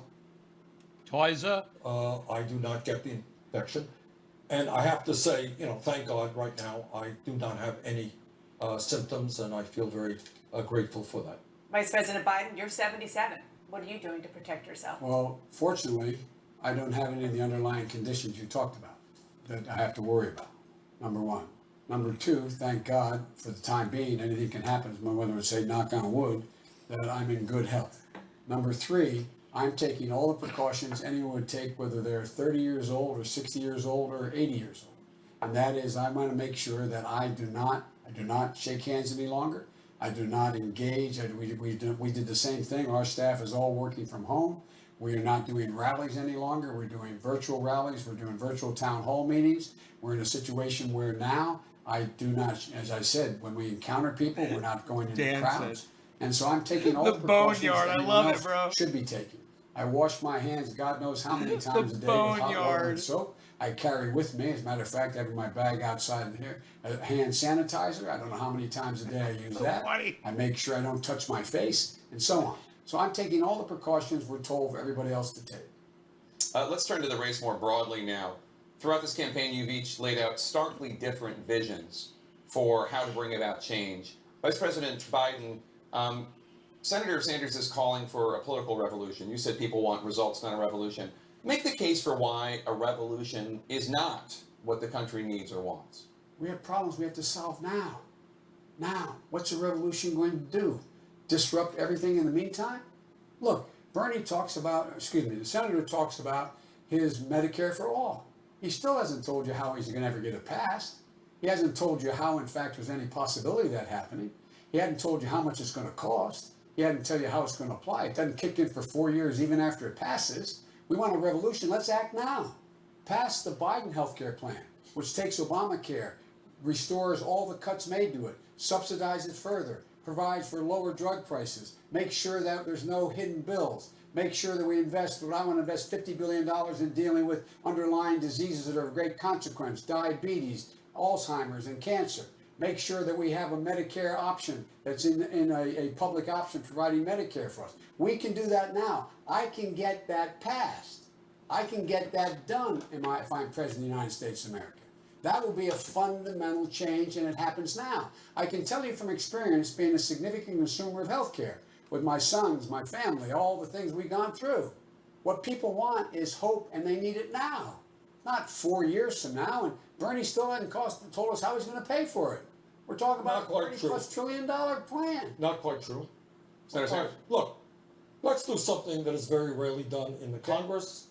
Let's do something that the media doesn't do. Let's talk about the reality of American life. Why is it that over the last 45 years, despite the huge increase in productivity and technology, the average worker today is not making a nickel more in real dollars? Why is it that over the last 30 years, the richest 1% have seen a $21 trillion increase in their wealth, bottom half of America, $900 billion decline in their wealth? Why is it that we are the only major country on earth not to guarantee health care to all people as a human right? Why are we the only major country not to have paid medical and family leave? Why do we give tax breaks to billionaires when 500,000 people are homeless today? And it comes down to something, Jake, we don't talk about. The power structure in America. Who has the power? And I'll tell you who has the power. It's the people who contribute money, the billionaires who contribute money to political campaigns, who control the legislative agenda. Those people have the power. And if you want to make real changes in this country, if you want to create an economy that works for all, not just a few, if you want to guarantee quality health care to all, not make $100 billion in profit for the healthcare industry, you know what you need? You need to take on Wall Street. You need to take on the drug companies and the insurance companies and the fossil fuel industry. You don't take campaign contributions from them, you take them on and create an economy that works for all. You want to do that? Do what I proposed over 30 years ago. Federally fund all elections. No private contributions in the election process. If you want to do that, join me. Join me in my constitutional amendment that I've been proposing. Maybe you and I can work on that together, because that would fundamentally change it. Bernie, don't And the say implication anything. is, Don't say anything. I've not accepted a contribution from anybody over $2,800, number one. My average contribution is $44. Just this month, I've raised $33 million. Average contribution, $51. The idea that this is Bernie's implication is somehow I'm being funded by millionaires. Bernie, look, in the last Super Tuesday and before that, Bernie outspent me 2, 3, 4, 5, 6 to 1. And I still won. I didn't have any money. And I still won. Senator Sanders? It's good that you had an idea 30 years ago.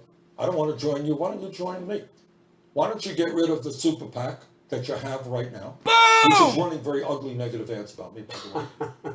Don't laugh, Joe. That's just the truth.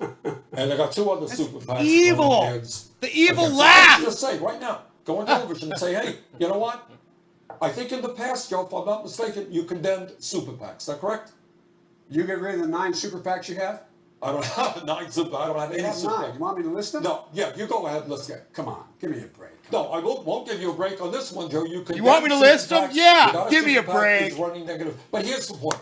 Bernie's This is the point. slaying them right now. In the richest country in the history of the world, It's a comeback. half of our people should not be struggling to put food on the table. It's a comeback. And the reason for that is you have a political structure in which big money interests not only dominate the political system, but dominate our economy as well. Somebody makes a decision, we're going to shut down a factory in America, we're going to move to China, we're going to move to Mexico, pay people starvation wages there. This is an issue that has got to be ultimately dealt with. Who has the power in America? Are we content with so few exercising so much power when so many people have given up on the political process? I proposed a significant change in the tax code, and I've been proposing it for a long, long time. Number one. Number two, it's not just about taxing the super wealthy. It's about making sure everybody pays their fair share. For example, I can pay for my whole healthcare plan by changing the way in which we deal with capital gains. People should pay their capital gains based on what their income tax is, and not at 20%. That would raise $800 billion, pay for my entire medical healthcare plan, which would cover everyone. The fact of the matter is, everything I call for, I pay for. And I do not believe, and I've not supported these exorbitant tax cuts for the wealthy. I strongly opposed the tax cut that this president has put through of $1.9 trillion. And I said at the time, this was all about trying to eliminate the safety net. Look, the idea that Bernie implies when he says things, speaking of negative ads, my Lord, Bernie, you're running ads saying I'm opposed to Social Security, that PolitiFact says is a flat lie, and that the Washington Post said is a flat lie. Oh, well, let me ask you a question, Joe. Yeah. You're right here with me. Yeah. Have you been on the floor of the Senate? You Quarter were of in the Senate hour. for a few years. Yeah. Cheers. Time and time again, talking about the necessity, with pride, about cutting Social Security, cutting Medicare, cutting veterans programs. No. You never said that. No. All right. America, go to the website right now. Go to the YouTube right now. Time after time, you were not a fan of Bo Simpson? I was not a fan of You were not a fan of the balanced budget amendment which called for cuts in Social Security? Come on, Joe, you were. Look, here's the deal. You're an honest guy. Why don't you just tell the truth here? We all make mistakes. I am telling the truth. You said that I, in fact, why am I rated 96% by the Social Security Organization? Why am I viewed as a strong? All that I said. I have laid out how I will increase Social Security. Well, that's good. I laid that out. I have laid out how I'm going to make Okay, sure that it is in fact paid for. Jake. Go to JoeBiden.com. Look Thanks, at my Kaya. exchange with Paul Ryan on his desire to try to privatize and/or cut Social Security, Okay. and understand how he manipulated it. No, all right. Joe, let me repeat it again. I want you just to be straight with the American people. I am saying that you have been on the floor of the Senate time and time again talking about the need to cut Social Security, Medicare, and veterans programs. Is that true or is that No, not it's true? not true. That is not true? That is not true. What is true is God, it's In terms of true. negotiations were taking place. He's just how to fucking deal with the straight up deficit, lying. Everything was on the table. I did not support any of those cuts. I've In seen the Social videos Security, on already. veterans- Whoa. Everything was on the table. All right, you're right. You just said it, including, in your judgment, cuts to Social Security and veterans. In order to get the kinds of changes we need on other things related. Joe, But we did not cut it. I know, because people like me help stop that. But Joe, you just contradicted yourself. 1 minute, one minute you said, I was not on the floor. The next minute you say, well, yes, there was a reason why I was worried about the deficit. Maybe that's good reason, maybe it's not. All that I am saying is you were prepared to cut and advocated for the cuts of programs. I did not. I never voted to cut Social Security. Not talking about voting, Joe. That's not what I said. Voted. Well, look, I voted to protect it. Just go look at the debate with Paul Ryan for the vice presidency. Look at what I did. And Bernie, will you acknowledge your campaign took out of context that whole exchange between Paul Ryan? Are you saying PolitiFact is wrong? Are you saying? Yeah, well, believe me, the Washington Post PolitiFact is wrong a whole lot of times. But are they wrong on that, Bernie? Okay. Are they wrong on that, Bernie? Joe. Bernie, Joe, did you miss? Joe, wait a minute. I'll answer your question. You answer mine. I answered yours. No, you didn't. All right. One more time. Were you on the floor? Time we're talking for whatever reason. Talking about He's asking the need them to again. cut Social Security and Medicare and Veterans programs. No, I did not talk about the need to cut any of those programs. Okay, all that I would say to the American people, go to YouTube. It's all over the place. Joe said it many, many times. I'm surprised. You can defend it or change your mind on it, but you can't deny the reality. So, Senator, because you brought up Social Security Yeah. and you've been talking about it, I want to ask you about something that you wrote in 1996. You were a member of the House, and you wrote an op-ed that said, quote, "It is clear we will have to make incremental adjustments in Social Security taxes and benefits." Yeah. Why are your past comments any less relevant No longer than Incremental the Vice adjustments. What I President's? advocated, Big Dad. adjustments that I advocated and have advocated for years is, among other things, increasing the cost of living assistance. No, you're not going to find me ever calling for cuts to Social Security. Right now, for example, we determine COLAs by looking at inflation for the general population rather than segregating the higher costs that seniors are paying for prescription drugs and for health care. That's what I was talking about. I have, in fact, when Joe and others were enamored with the so-called bold citizen effort, which included cuts to Social Security or raising the retirement age, I formed, along with people like Barbara Boxer, the Defending Social Security Caucus to say no. When 20% of our seniors are trying to get by on $13,000 a year or more, we are not going to cut Social Security. Vice President Biden, yesterday you endorsed an Elizabeth Warren plan that would undo key parts of the bankruptcy law you helped pass in 2005. A few hours ago, you announced support for making public college tuition free for families who make less than $125,000 a year, something Senator Sanders has supported. What changed? Two things. Number one, let's talk about the bankruptcy bill. The bankruptcy bill is passing overwhelmingly, and I improved it. I had a choice. It was going to pass, a Republican president, Republican Congress, and I offered two amendments to make sure that people under $50,000 would not be affected, and women and children would go to the front of the line on alimony and support payments. That's what I did. It passed overwhelmingly. I did not like the rest of the bill, but I improved it, number one. Number two, I've talked with Senator Warren about her proposal. This is the first opportunity we've had to make substantial change in what we couldn't get done in a Republican administration. That's why we talked 2 nights ago, and I supported her proposal. And it's a good proposal, it's a solid proposal. And she should get credit for having introduced it. With regard to what we're talking about in terms of college education, I've been saying for a long time that we're in a position where 12 years of education is not enough for the 21st century. We need 16 years of education. The exact bill that Senator Sanders introduced, I guess a little over a year ago, capping it off at $125,000 in income. You could get free up to that point. After that, you'd have to pay for your college education. It only worked for public schools, and it would work for public universities in your state. I support that idea. It was a good idea, and I support it. And so that's what it is. And I'm not saying everything Bernie's said has been wrong. He happens to be right on that one. Senator Sanders, I assume you welcome these changes. Look, this is a little bit about leadership as well. Joe talked about bankruptcy. Joe, if my memory is correct, you helped write that bankruptcy bill. I did not. All right? And that bankruptcy bill, by the way, when we talk about education, we got 45 million people in America struggling with student debt. Some of them really struggling with student debt. And that bankruptcy bill made it impossible, very difficult for people to escape from that student debt. It was a very, very bad bill. You said, Joe, that a majority of the people in the Senate voted for it. You're right.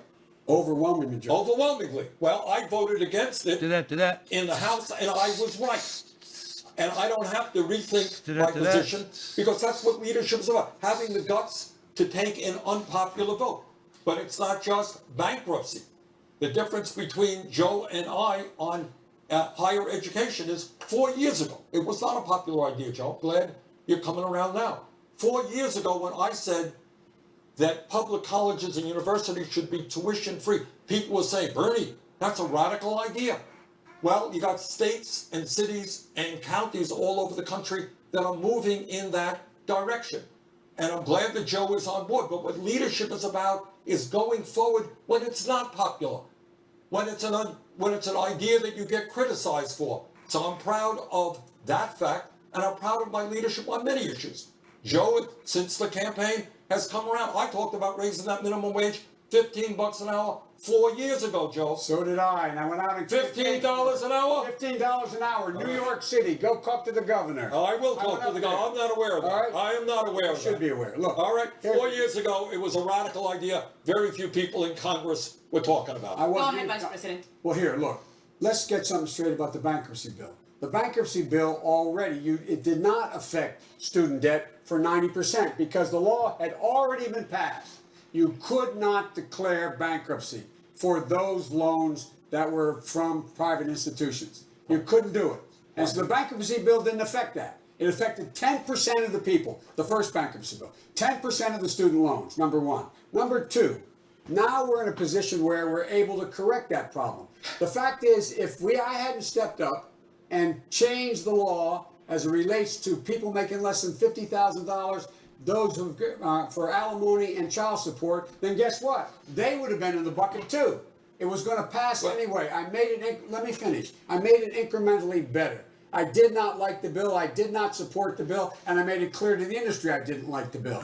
Number two, this bill now calls for the opportunity to fundamentally change the mistakes we couldn't correct in the bill the first time around.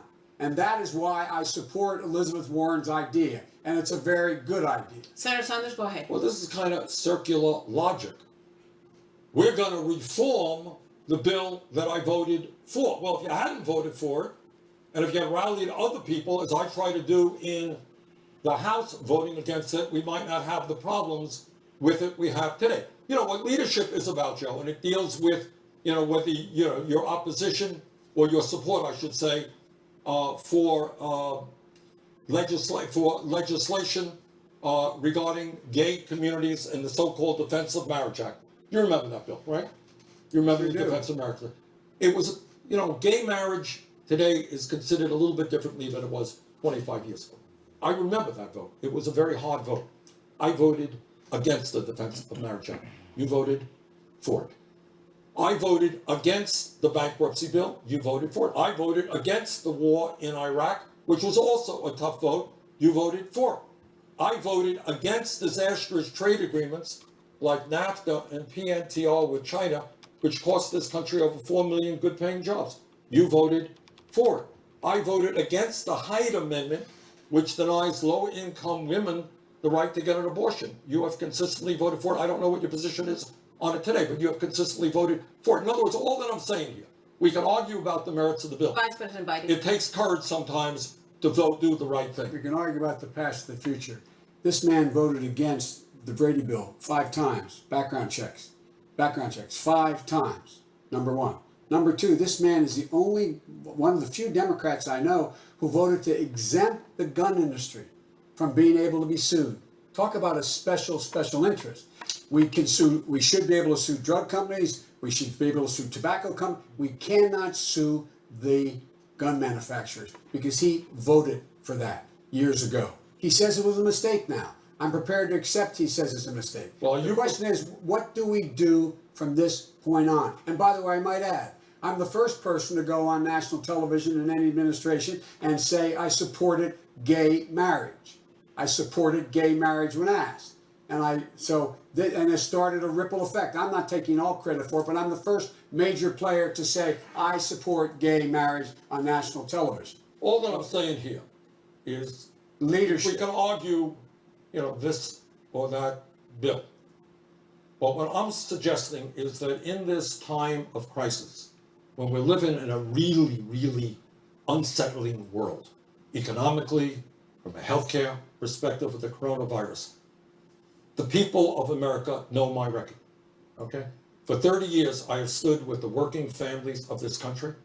I have taken on every special interest there is out there, and that is what I will do in the White House. That's a very different record than Joe's. That is not a different record than mine. That is a totally different record than yours, all right? I mean, and it's manifested in this campaign when you're, getting all this money from, wealthy people and billionaires. So I think if you want somebody who will take to the White House what I've done for my whole life. Thank you, Senator Sanders. And that is take on special interest, I think I'm that candidate. Average campaign is $44. Let's talk about the future, Vice President Biden. If you become the Democratic presidential nominee, how will you appeal to supporters of Senator Sanders when you do disagree on so many issues? He's making it hard for me right now. I was trying to give him credit for some things. He won't even take the credit for things he wants to do. Look, I think that I want to make it clear. If Bernie's a nominee, I will not only support him, I will campaign for him. And I believe the people who support me will do the same thing. Because the existential threat to the United States of America is Donald Trump. It's critical. I would hope that Bernie would do the same thing if I'm the nominee and encourage all of his followers to in fact Very support uniting, me as Joe. well. Because it's much bigger than either of us. Character of the nation is on the ballot. It goes well beyond whether or not Senator Sanders and I both agree we need health care should be a right, not a privilege. We both agree we have to deal with student debt. We both agree we have to deal with education and access to education. We both agree that we have a new Green Deal to deal with the existential threat that faces humanity. We disagree on the detail of how we do it, but we don't disagree on the principle. We fundamentally disagree with this president on everything. This is a man who wants to cut Social Security, cut Medicare, not Bernie, the president of the United States. So this is much bigger than whether or not I'm the nominee or Bernie's the nominee. We must defeat Donald Trump. He is the exit. 4 more years of Donald Trump will fundamentally change the nature of who we are as a nation. We've got to restore this country's soul.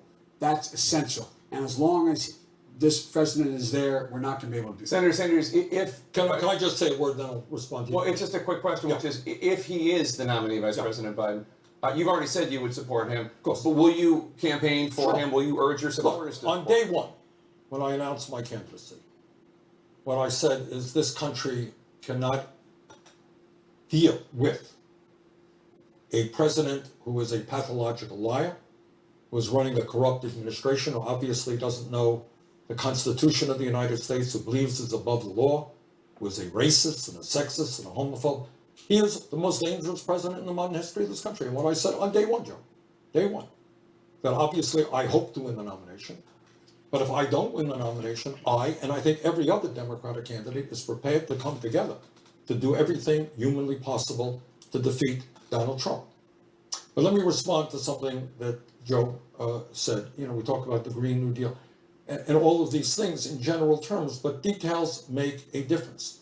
What I have said throughout this campaign, and I don't think I've heard you say this yet, Joe, is that if we are going to if we're going to save this planet for our kids and future generations, we need to have the courage to take on the greed of the fossil fuel industry and make it clear to them that their short-term profits are not more important than the future of this planet. We have a very detailed proposal, happy to get the endorsement of the Sunrise Movement, the young people. We're going to get into the Green New Deal. Okay. We're going to talk about climate change. We have to squeeze in a quick break. When we come back, the CNN Univision Democratic presidential debate will return. Stay with us. Wow, man. So let's just let's give a little critique here of what we've witnessed on this. Okay, it's really not that complicated. Bernie gaffed it up pretty goddamn good, and Biden let him do it and didn't attack him for it, which I'll give him credit for that. And of course, Bernie Sanders is slamming Biden with dishonesty, his platform, which he really doesn't have much of one, and I would say Bernie Sanders is destroying Biden. Biden just basically unified the party, and Bernie agreed, and that's great that they're doing that.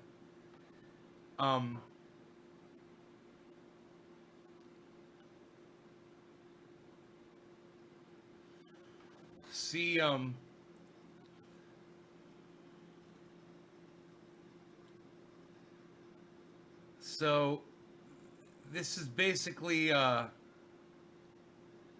really interesting situation.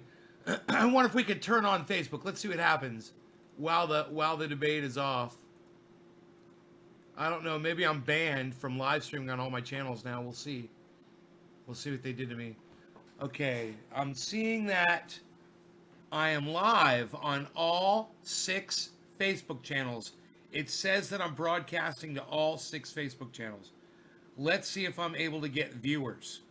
Oh, I got a viewer on a Facebook channel. There we go. So up 2 viewers on one Facebook channel, 1 viewer on another channel, 1 viewer on yet another channel, 1 viewer on yet another channel on Facebook. That's only 2 channels that don't have viewers yet, but they are open. 2 channels on, okay, 3 channels, 3 people on 2. Okay, we're good. Listen, those of you that are on Facebook, Facebook dropped my feed because I can't show the CNN broadcast on Facebook, obviously. So I wanted to come on and tell you guys, if you want to see this debate that's going on, come on back over to YouTube or, Twitch, to see the show, because I'm going to have to turn it off when the debate comes back on.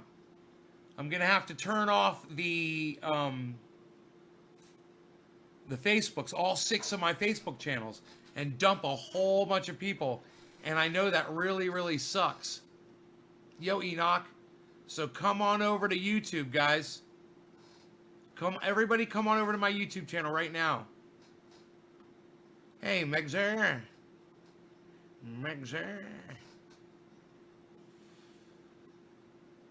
On Twitch, no, it's Trendy As Dabbers.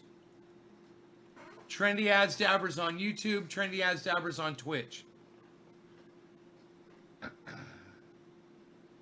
Trendy As Dabbers on YouTube, Trendy As Dabbers on Twitch. Wow, 170 viewers. I wish there was a way I could do this. Maybe if I watch the debate and we listen to it off screen. You guys, what do you think about that? I got a grow update. Oh, right on Nutrient. Way to go. Bruce. Or Periscope. Philip. Nay. Joe, what up? Nutrient. Cheers. Michael. I usually watch. Lisa, what happened? Justice, some watching from Germany. What's up, Germany? Philip, that's cool. Seeing it is more exciting. I want to watch. Bob, it is good to see, right? I hate to shut off. Bro, I got 165 people watching across with all of the viewers everywhere. And it's not showing me where all these viewers are coming from, actually. I can't account for this. Here, the debate's coming back on. Here, let's see what we can pull off here. As we noted, on Tuesday, decided Democratic voters there. One is from Amy Langefeld, who is a law professor from Chandler, Arizona, with a question for Senator Sanders. Women are the canaries in the coal mine of the conservative agenda. Okay, let's turn that down. Healthcare is at risk from the Federalist Society. You can just hear that in the background. Our lives are threatened by abusive partners' access to guns. Women are Let me monitor my Facebooks here and just make sure we're okay with that playing audio in the background. education. How will your cabinet ensure the best Guys, ready for some bong hits? on issues that affect women's physical and financial health? Thank you.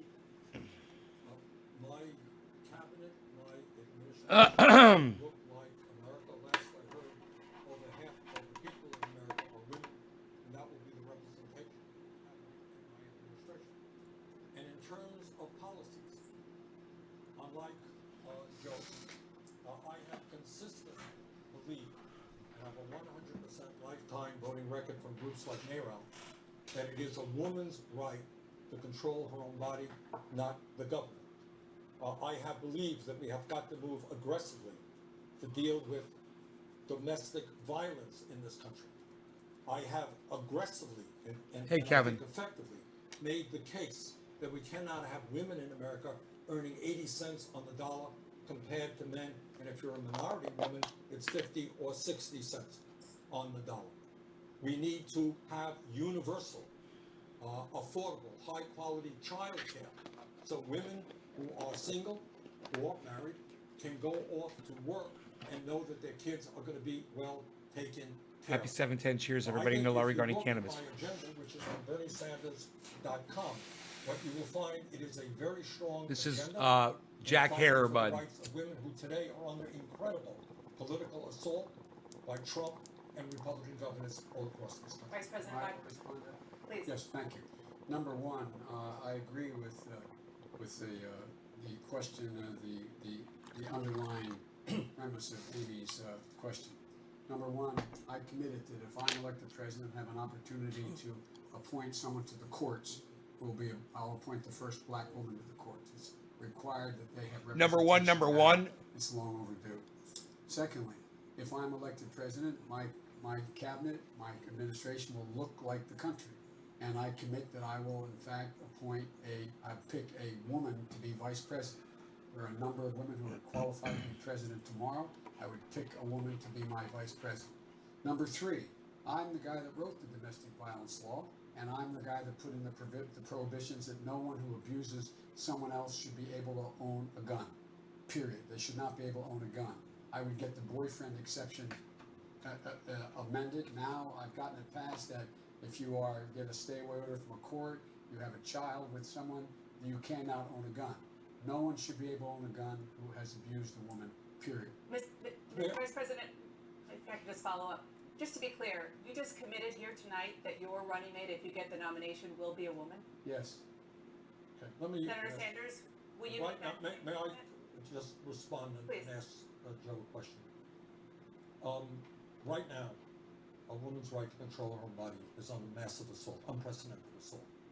Yes. Joe, you have in the past, on more than one occasion, voted for the Hyde Amendment, which says that a woman, low-income woman, could not use Medicaid funding for an abortion. Is that still your view, or have you modified it? It is not my view.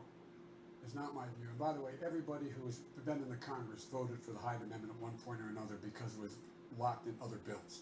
The reason why I affirmatively came out opposed to the Hyde Amendment was that if we're going to have public funding for all health care along the line, there is no way you could allow for there to be a requirement that you have Hyde Amendment, a woman who doesn't have the money could not have. Here, let me alter the screen a little bit more, guys. I'm glad. Number two, and I've done that, I did that a while ago, okay? Number one. Number two, I would send immediately to the desk of the United States Congress when I'm elected president, if I'm elected president, a codification of Roe v. Wade amended by Casey.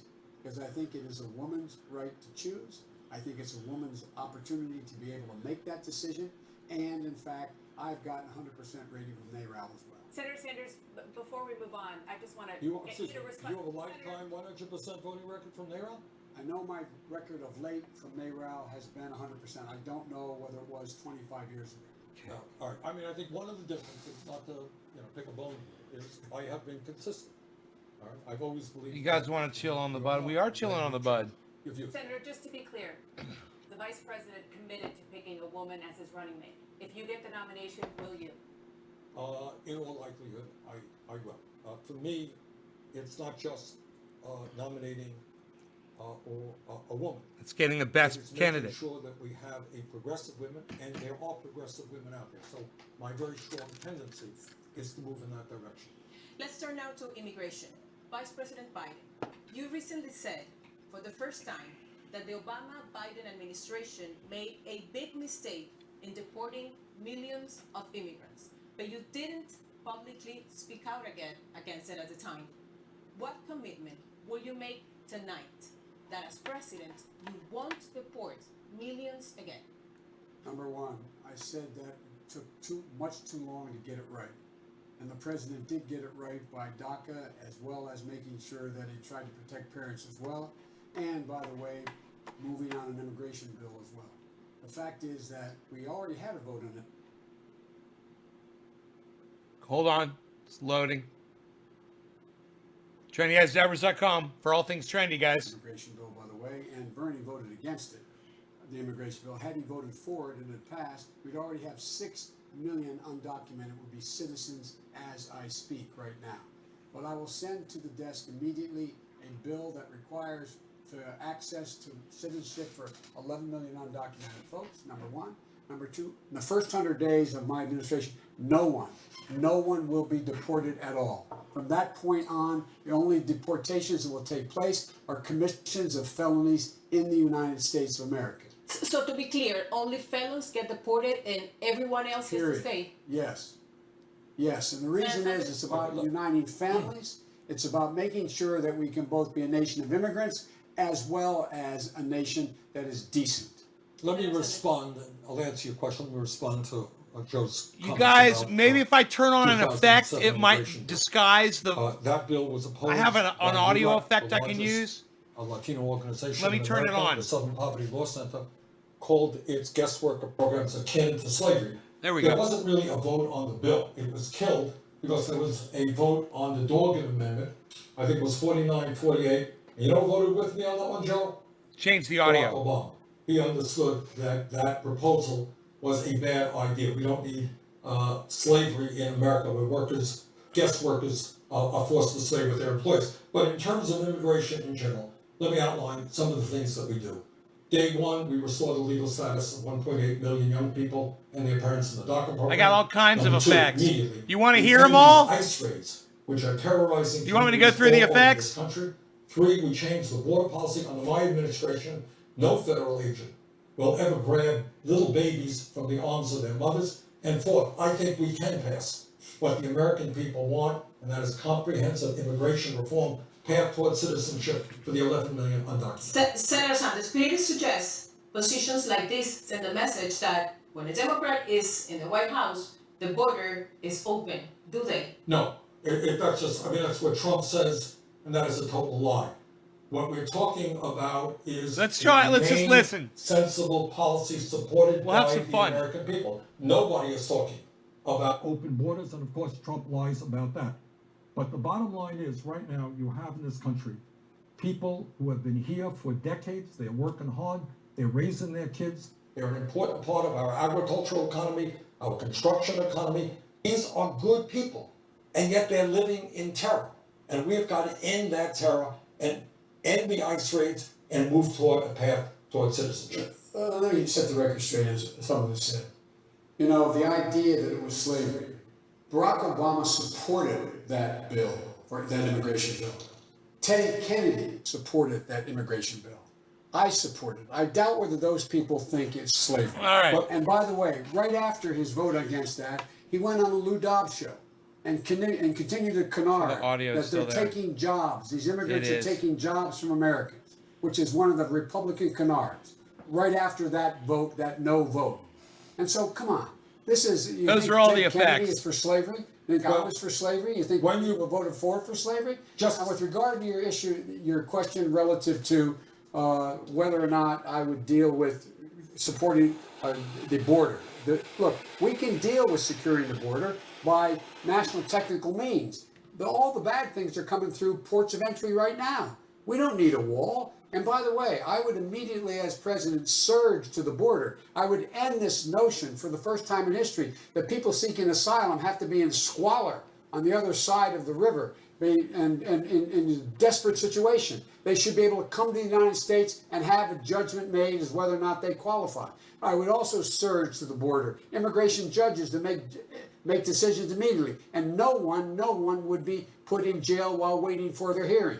Senator Sanders? That's kind of what I've been saying throughout the entire campaign. So what we need is at the border hundreds of administrative judges.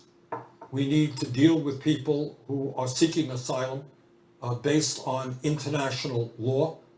We need not to be dividing children from their parents and dividing families up. We need a humane border policy. And I'll tell you what else we need, and I speak as the son of an immigrant. My father came to this country from Poland at the age of 17, had a nickel in his pocket, couldn't speak English, didn't have much of an education. I will end on day one the demonization, the ugly demonization from the White House of the immigrant community in this country. We've got a president who is trying to divide us up. My administration brings our people together, Black and white and Latino, Native American, Asian American. Thank you, Senator Sanders. Vice President Biden, you opposed sanctuary cities as a presidential candidate in 2007. Where do you stand now? Should undocumented immigrants arrested by local police be turned over to immigration officials? No. Senator Sanders? Of course not. Look, and one of the things that goes on when you have that process is that not only the psychological terror, and I've talked to these kids. Kids are scared to death in America when they come home from school that their mom or dad may not be there, may be deported. What we need to do is to end, and I will end this on day one, the ICE raids that have been so harmful to so many people. And we need to do, again, what the American people want us to do. I'm the son of an immigrant. This is a country significantly built by immigrant labor, built by slave labor. And what we have got to do is appreciate each other and end this demonization and divisiveness coming from the Trump administration. Sanders, go ahead.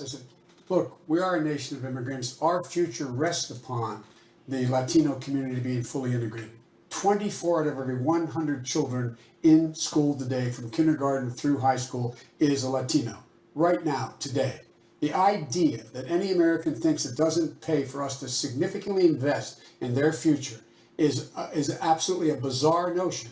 Because if we do not invest, everything that the very wealthy are concerned about and the xenophobes are concerned about will in fact get worse, not better. We should be embracing, bringing them in, just like what happened with the Irish immigrants after the famine, just what happened to the Italians, etc. We've been through this before. Xenophobia is a disease. Thank you, Vice President Biden. Let's move now to the climate crisis. I'm coming right to you, Senator Good. Sanders. The World Health Organization calls the climate crisis a, quote, health crisis, and warns that climate change could fuel the spread of infectious diseases. Can you point to specific measures in your climate plan that address that threat? Well, of course we do. I mean, we look, this is what the scientists are telling us, the same scientists who make your point there, Jake. What they're telling us is if we don't get our act together in the next 7 or 8 years, there will be irreversible damage done to this planet. We're talking about cities in America, from Miami to New Orleans to Charleston, South Carolina, being underwater. We are talking about severe droughts, which will prevent farmers in the Midwest from growing the food that we need. We're talking about extreme weather disturbances, which hit Houston, Texas, Venice, Italy, just a few months ago. We are talking about the absolute need, and I want to hear Joe's position on this. This is not a middle of the ground thing. This is not building a few more solar panels or a few more wind turbines. What this is about is transforming our energy system as quickly as we humanly can away from fossil fuel. It is insane that we continue to have fracking in America.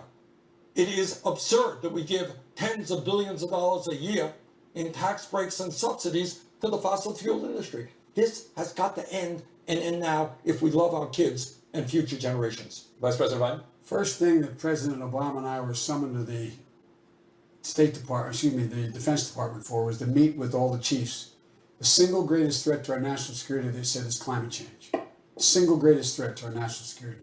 Because as populations have to move, because they can no longer live where they are, because their islands are sinking, because you saw what happened in Darfur with the change in weather patterns and the desert there, it causes war. It causes great migrations. Great migrations. They said that's the single biggest problem. Number two, there's an awful lot of people today who are in fact getting ill because of the changes in the environment, particularly up where Bernie lives. It has nothing to do with him, but up in the Northeast, because you have everything from beetle infestation and a whole range of things that are causing diseases as well, in addition to eliminating foliage. So, Vice President Biden, let me ask you then. You talk about this being the number one crisis. Yes. They told you at the Pentagon. The price tag for your climate plan is about $1.7 trillion. That's about $14 trillion less than Senator Sanders wants to spend on this. Is your plan ambitious enough to tackle this crisis? Yes, it is ambitious enough to tackle the crisis, because what you go to joebiden.com, I lay out the first 13 things I would do immediately upon being elected. Number one, we're going to once again reinstate all the cuts the president made and everything from the CAFE standards, how far automobiles can go, investing in light rail so that we take cars off the road, making sure we're in a position where we are now in a position that we put 500,000 charging stations in areas that, in fact, all new highways that we built, making sure that we spend $500 billion a year in the federal government paying for transportation, the vehicles we run. All of those being converted to be able to run on low carbon fuel, and or be able to run on no carbon fuel at all, by having them move into a direction that is all carbon free. We can do these things. We can lay down the tracks where nothing can be changed by the next president or following president, the one beyond that. In addition to that, we also have to, I would immediately rejoin the Paris Climate Accord, which I helped put together. I would call the 100 nations, over 100 nations, but the 100 major polluters to the United States in the first 100 days to up the ante and make it clear that in fact if they didn't, there'd be a price to pay. And lastly, I would be right now organizing the hemisphere and the world to provide $20 billion for the Amazon, for Brazil, no longer to burn the Amazon so they could have forests, no longer forest, but they could have farming, and say, this is what we're going to do. They absorb more carbon in the Amazon and the region that's burning now than we emit in one entire year per year. Thank you, Mr. Vice President. Senator Sanders? All well and good, but nowhere near enough. I mean, you mentioned we started this debate talking about a warlike situation in terms of the coronavirus. And we said we have to act accordingly. You said it. I think you're right. I said it. We have to act dramatically, boldly, if we're going to save lives in this country and around the world. I look at climate change in exactly the same way. It's not a question of re-entering the Paris Accord. That's fine. Who cares? It's not a big deal. The deal right now is, do we have the courage? And this gets back to the point I'm trying to make all night long. Do we take on the healthcare industry and tell them their profits are not more important than healthcare for all? Do we take on the fossil fuel industry? Look, in terms of the fossil fuel industry, these guys have been lying. They've been lying for years, like the tobacco industry lied 50 years ago. Oh, we don't know if fossil fuels, if oil and carbon emissions are causing climate change. They knew. ExxonMobil knew. They lied. In fact, I think they should be held criminally accountable. But this, Jake, is an issue of enormous consequence. What Joe was saying goes nowhere near enough. It's not a question of money. Give me a minute. We have time to talk about this. This is a world-shaking event. I understand. I just want to give him a chance to respond. Okay, Then we can come fine. back. Let's stay on. We're staying on this issue. Number one, no more subsidies for fossil fuel industry, no more drilling on federal lands, no more drilling, including offshore, no ability for the oil industry to continue to drill, period. ends, number one. Number two, we're in a situation as well where we cannot, we are able to move rapidly to change the dynamic in terms of what we can do to set in motion. The fact that he says climate change, Paris Accord doesn't mean much. We can get everything exactly right. We're 15% of the problem. 85% of the problem is over there. We need someone who can deal internationally. We need someone who can bring the world together again. We need someone who can move in a direction that, in fact, if you violate the commitment you make, you will pay an economic price for it, like what's happening in China. They're exporting coal, significant coal. Thank you. Look, obviously, the Paris Accord is useful, but it doesn't go anywhere. If you laugh at Joe, then you're missing the point. This is an existential crisis. Bingo. You talk about, I'm talking about stopping fracking as soon as we possibly can. I'm talking about telling the fossil fuel industry that they are going to stop destroying this planet. No ifs, buts, and maybes about it. I'm talking about speaking to China. Well, I'm not sure your proposal does that. I'm talking about speaking to China, to Russia, to countries all over the world. And in this moment, making the point that instead of spending 1.8 trillion on weapons of destruction designed to kill each other, maybe we should pool our resources and fight our common enemy, which is climate change. I know your heart is in the right place, but this requires dramatic, bold action. We've got to take on the fossil fuel industry. Your plan does not do that. My plan takes on the fossil fuel industry and it unites the world. He just got finished saying. What's he going to do? He's going to bring these countries together, make it clear to them. I'm saying we bring them together, make them live up to the commitments. If they don't live up to the commitments, they pay a financial price for it. They pay an economic price for it because we can do everything. My state is 3 feet above sea level. I don't need a lecture on what's going to happen about rising seas. I know what happens. I watched the whole Delmarva Peninsula, just like it is in South Carolina and the rest. Something I know a little bit about. I wrote the first climate change bill that was in the Congress, which PolitiFact said was a game changer. I'm the guy who came along and said with Dick Lugar that we're going to trade, we'll forgive your debt if you don't cut down your forests. I've been way ahead of this curve. This idea that all of a sudden Bernie found this out is amazing to me. Senator Sanders? Bernie didn't find it out. Bernie is listening to the scientists. And what, you're talking about making countries around the world fulfill their commitments. Those commitments are not enough. What this moment is about, Joe, is that the scientists are telling us they underestimated the severity of the crisis. They were wrong. The problem is more severe. So all that I'm saying right here is that we are fighting for the future of this planet, for the well-being of our kids and future generations. You cannot continue, as I understand Joe believes, to continue fracking. Correct me if I'm wrong. What we need to do right now is bring the world together, tell the fossil fuel industry that we are going to move aggressively to wind, solar, sustainable energies, and energy efficiency. Facebook is fucking with me again. No new fracking. And by the way, on the Recovery Act, I was able to make sure we invested $90 billion in making sure we brought down the price of Facebook shut solar down and 5 out of wind 6 channels. That is lower than the price of coal. That's why not another new coal plant will be built. I did that while you were watching.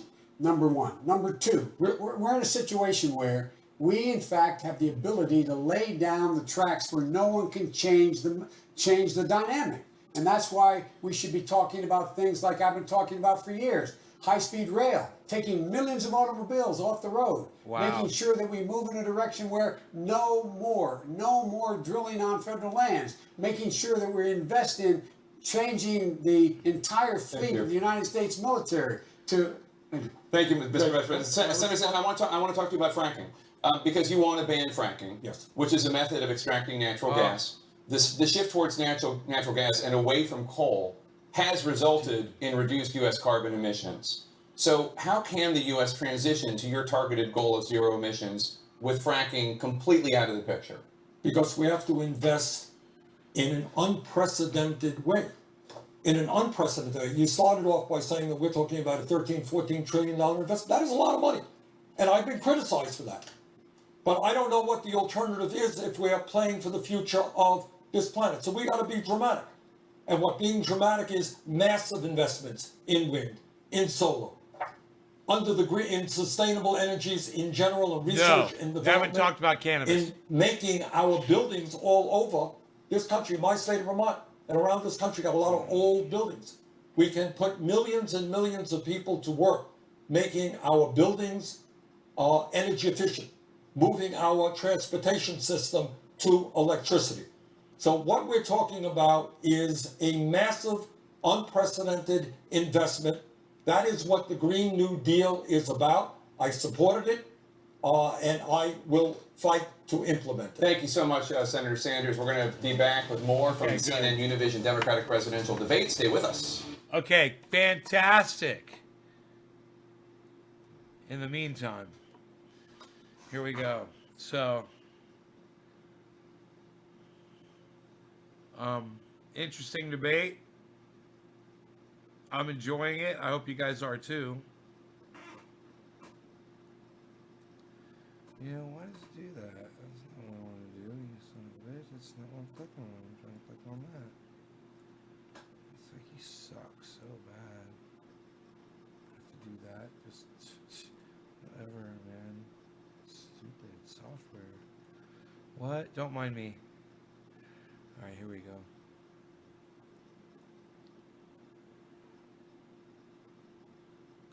Cool. Cool. We're just going to do that. Okay, how about that? Who do you think is winning? Dab rig is back up, Joe. Joe Lion again. Well, by going what you guys are saying here in the chat, Bernie Sanders is destroying him. If I would judge simply by what you guys are saying. At the beginning, Bernie Sanders had a rough start. He made a couple of errors. He made a couple of gaffes, and Joe Biden was a lot smoother. But then Bernie Sanders started calling Joe Biden on his lying and his bullshit, and he got like his got in a zone. Bernie Sanders is like in a zone now, and he's just been throwing bombs. Battertons, debatey Batertons, debatey Batertons, Rob Mulligan, debatey Batertons, debatey Batertons, that's so good, debatey Batertons, debatey Batertons, Cool, Hector. Yeah, you should check out my live stream. I talk about climate all the time, man. Talk about the pine beetle. Talk about evidence. Talk about, the fires here in Northern California. Things that I can attest to personally. Here we go, guys. Here we go. I think we're back.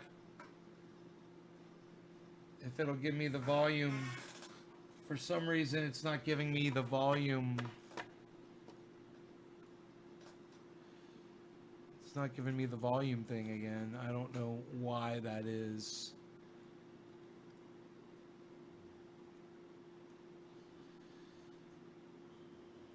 So give me a second here. Let me see if I can get to the bottom of this. Let me see if I can get to the bottom of this issue. Oh, there it is. We'll bring the volume back on.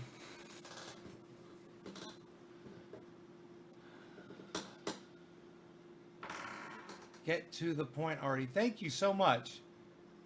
Do I think he's not going hard enough? Yeah, I don't think he's going hard enough. I think he has to be harder on him. Yeah.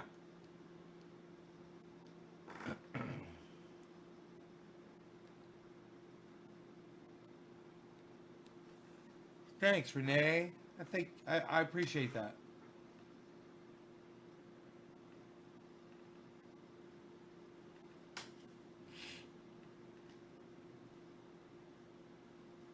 Used to shut my mower off on green number 3 and listen to them chewing. SKS. It's about global warming. Shouldn't you have some idea of the impact fracking? Methane gas in the atmosphere, never mind the underground pollution. Bernie definitely needs to go harder.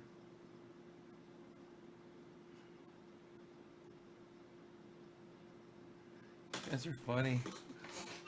You guys are saying funny shit. So I'm thinking maybe I should alter the sound a little bit with one of those echoes, you know? Welcome back to the CNN Univision Democratic presidential debate on Tuesday. Voters in Arizona, Ohio, Illinois, and Florida will cast their votes in the Democratic primary. Here's Univision's Ilia Calderon. Thank you, Jake. Let's move now to foreign policy. Senator Sanders, there are about 1.5 million Cuban Americans living in Florida right now.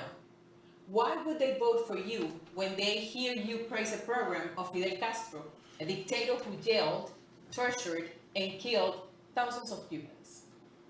I have opposed authoritarianism, whether it's in Cuba, whether it's in Saudi Arabia, whether it's in China, or whether it is in Russia. That is my life record. I believe, unlike the President of the United States, in democracy, not authoritarianism in Cuba or any place else. What I believe right now in this world is that we are faced with a global crisis and a movement toward authoritarianism. That's what Putin in Russia is leading.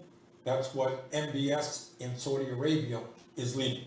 And as President of the United States, unlike Donald Trump, I would put the flag down and say that in this country and in this world, we have got to move toward democracy and human rights. That is my view and has always been my view.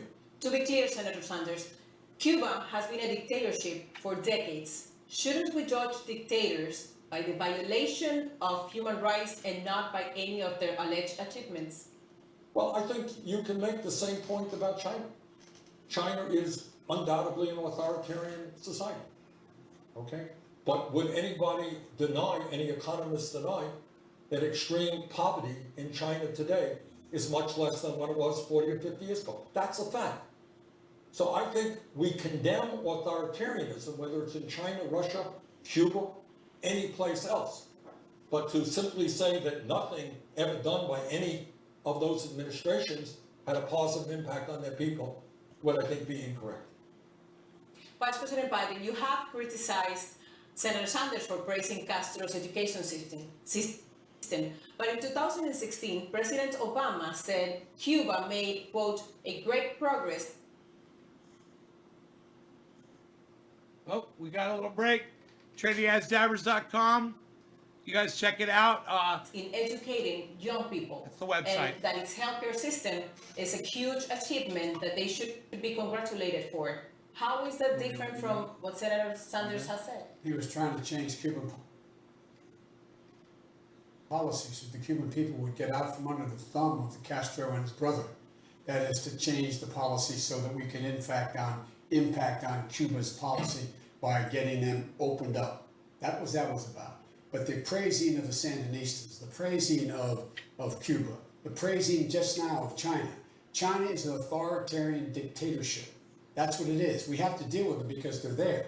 But the idea that they, in fact, have increased the wealth of people in that country, it's been marginal, the change that's taken place. It is still, they have 1 million Uyghurs, 1 million Muslims in prison camps in the West. You see what's happening in Hong Kong today. And by the way, the idea that he praised the Soviet Union about the things that they had done well. Before he said Muslims? Dictatorship killing millions and millions of people. And in addition to that, we have a circumstance where after the election was all over and we knew what was done by the Russians now in interfering with our elections, this man voted against sanctioning Russia for interference in our elections. I don't get it. Well, what you don't get, and this is exactly what the problem with politics is about. All right, question. Did China make progress in ending extreme poverty over the last 50 years? Yes or no? That's like saying Jack the Ripper. No, it's not. Yes, it is. This is the problem. Yes, it is. This is the problem. We can't talk. I know there's a political line. I understand. China's terrible, awful, nothing ever good.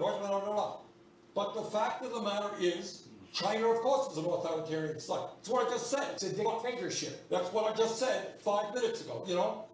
And by the way, you know, the question that was asked, voting for Barack Obama.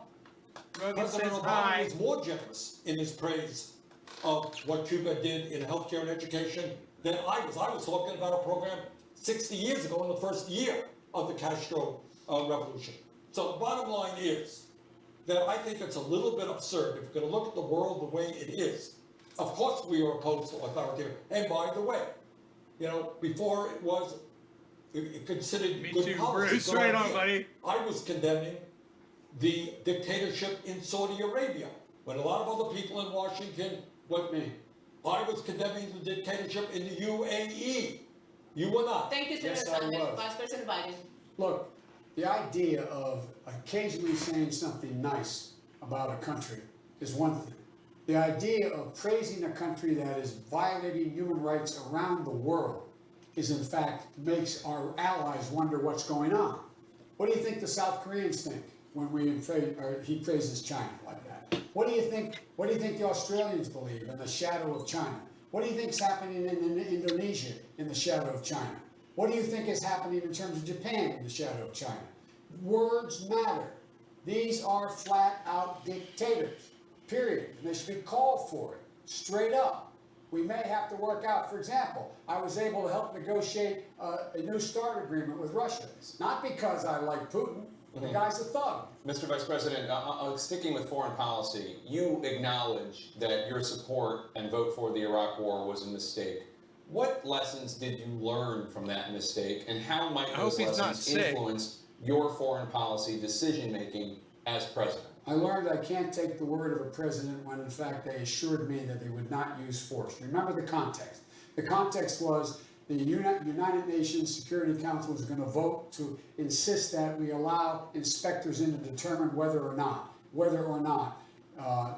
they were, in fact, producing nuclear weapons or weapons of mass destruction. They were not. And what's the first thing that happened when we got elected? President Obama turned to me and said, get those troops out of there. I was responsible for getting 150,000 combat troops out of Iraq. I admitted 14 years ago it was a mistake to have trusted him.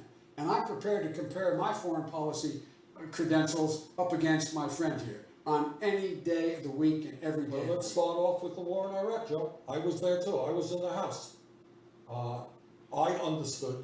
And by the way, let's be clear about what that vote was. And you were there at the signing ceremony with Bush. Everybody in the world knew that when you voted for that resolution, you were giving Bush the authority to go to war. And everybody knew that's exactly what he and Cheney wanted to do.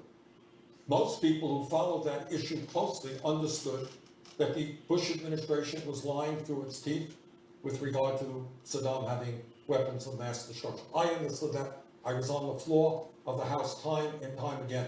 But the issue is not just the war in Iraq. That was a long time ago.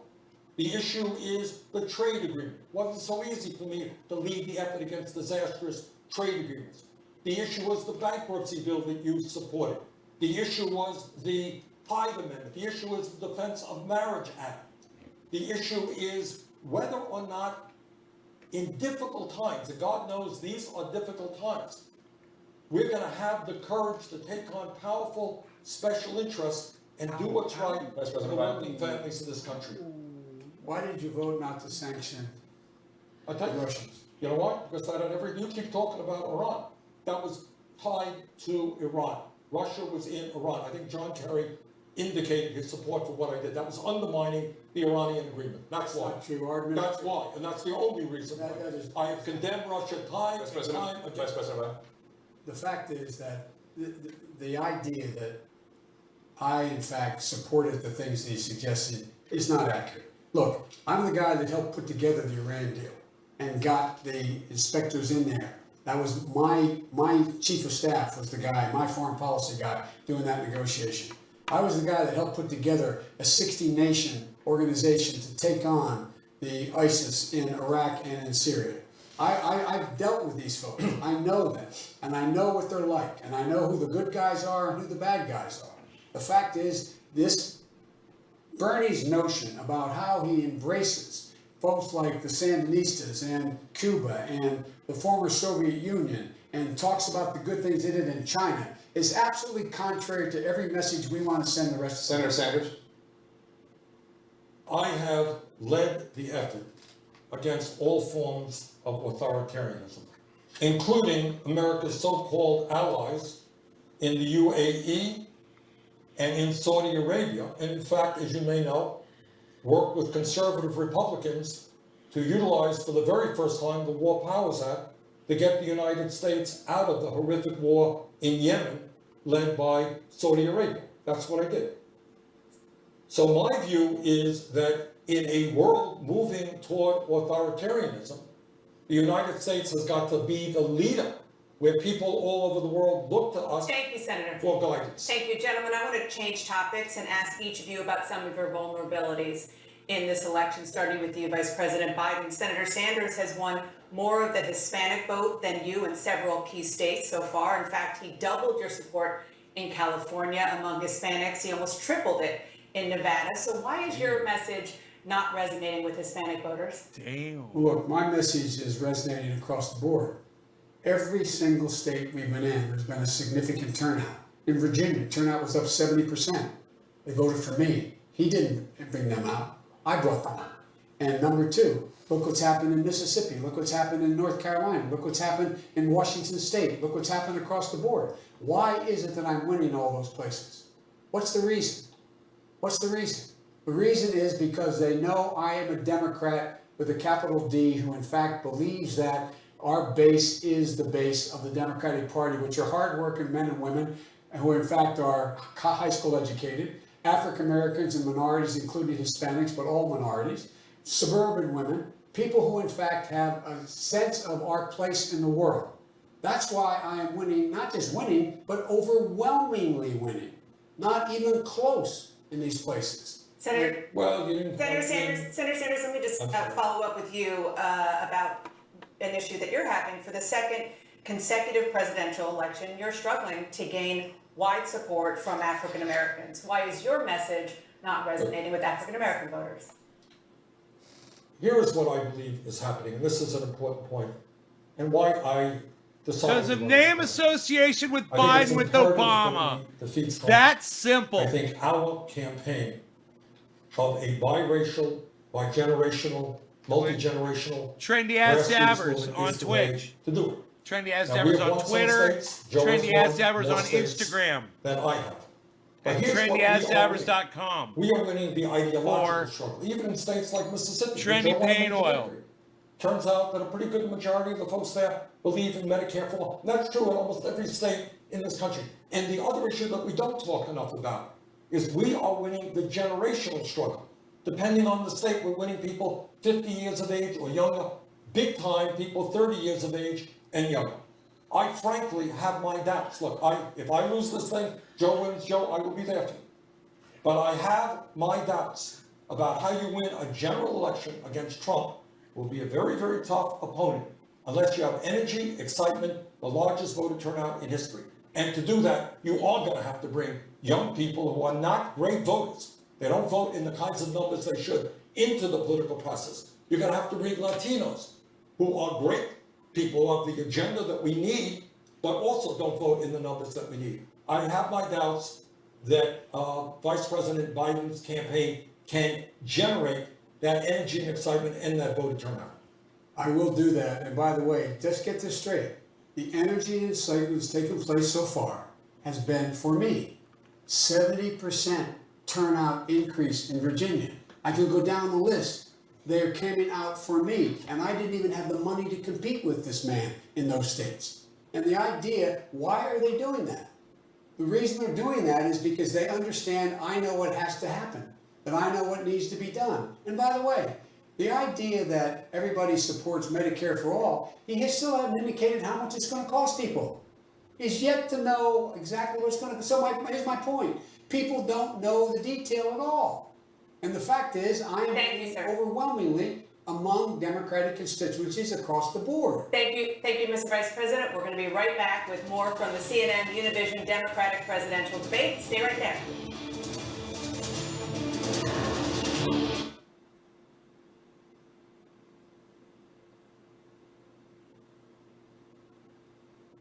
All right, you guys, just a second. I'm just letting my dog outside. Because I didn't want to leave you guys hanging. I figured this was going to happen. But wow, it's let's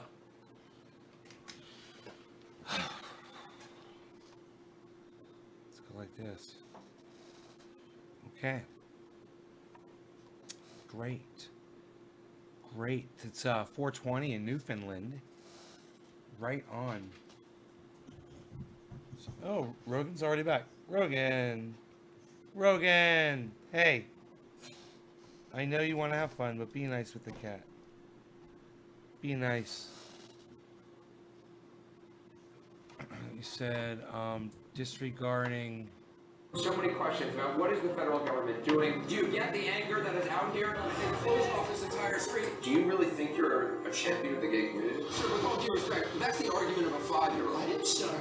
Dude, I can't turn this off. Things I've seen, all the people I've talked to, I carry with me. They're part of what I do every night, right here, holding the powerful. I can't mute it. Keeping them honest. AC 360, weeknights at 8, only on CNN. I don't know how to turn that off. There it is. Now they're giving me the volume. That's weird.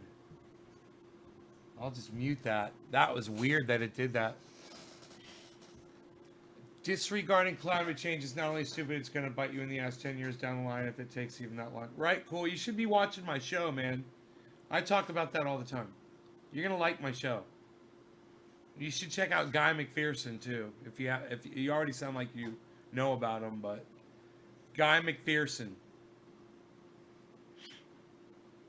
It's naturebatslast.com. naturebatslast.com.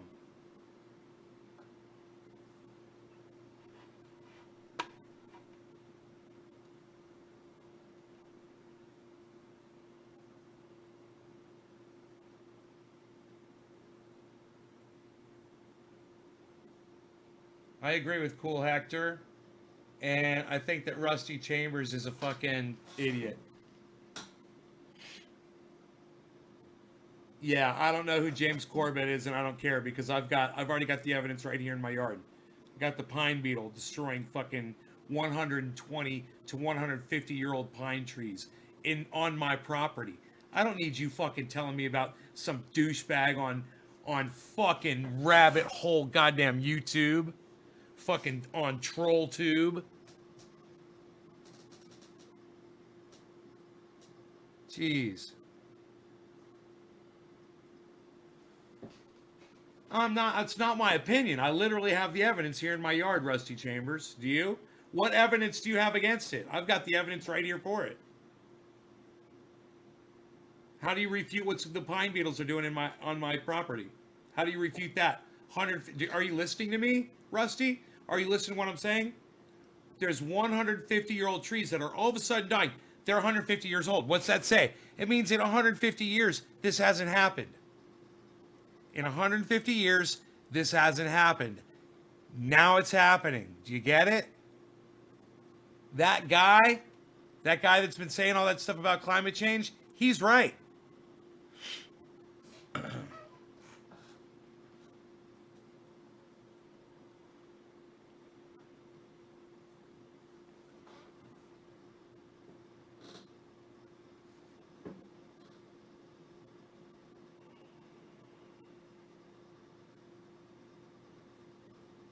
They are. Go, man. Go do a little research. These coastal cities are going underwater right now, man. Go check out what's going on in Florida. Go check out what's going on in the Carolinas. Go check out what's going on in Oregon. Go check out what's going on around the world, man. There's complete islands that are being submerged. People have to move. The oceans are rising. You're in denial, bro. Do a little research. Yeah, we're back on. It's coming on right now.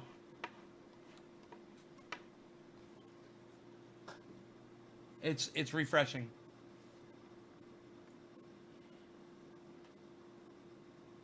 Here you go.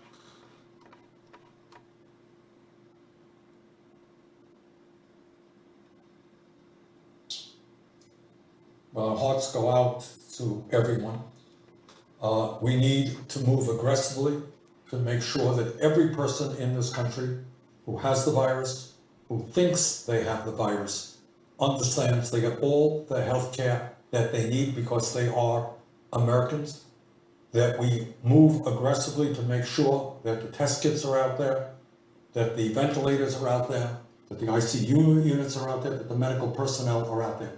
But Jake, if I might also say, that in this moment of economic uncertainty, in addition to the coronavirus, it is time to ask how we get to where we are. Not only our lack of preparation for the virus, but how we end up with an economy where so many of our people are hurting at a time of massive income and wealth inequality. It is time to ask the question of where the power is in America. Who owns the media? Who owns the economy? Who owns the legislative process? Why do we give tax breaks to billionaires and not raise the minimum wage?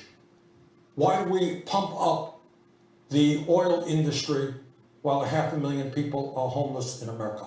This is a time to move aggressively, dealing with the coronavirus crisis, to deal with the economic fallout, but it's also a time to rethink America and create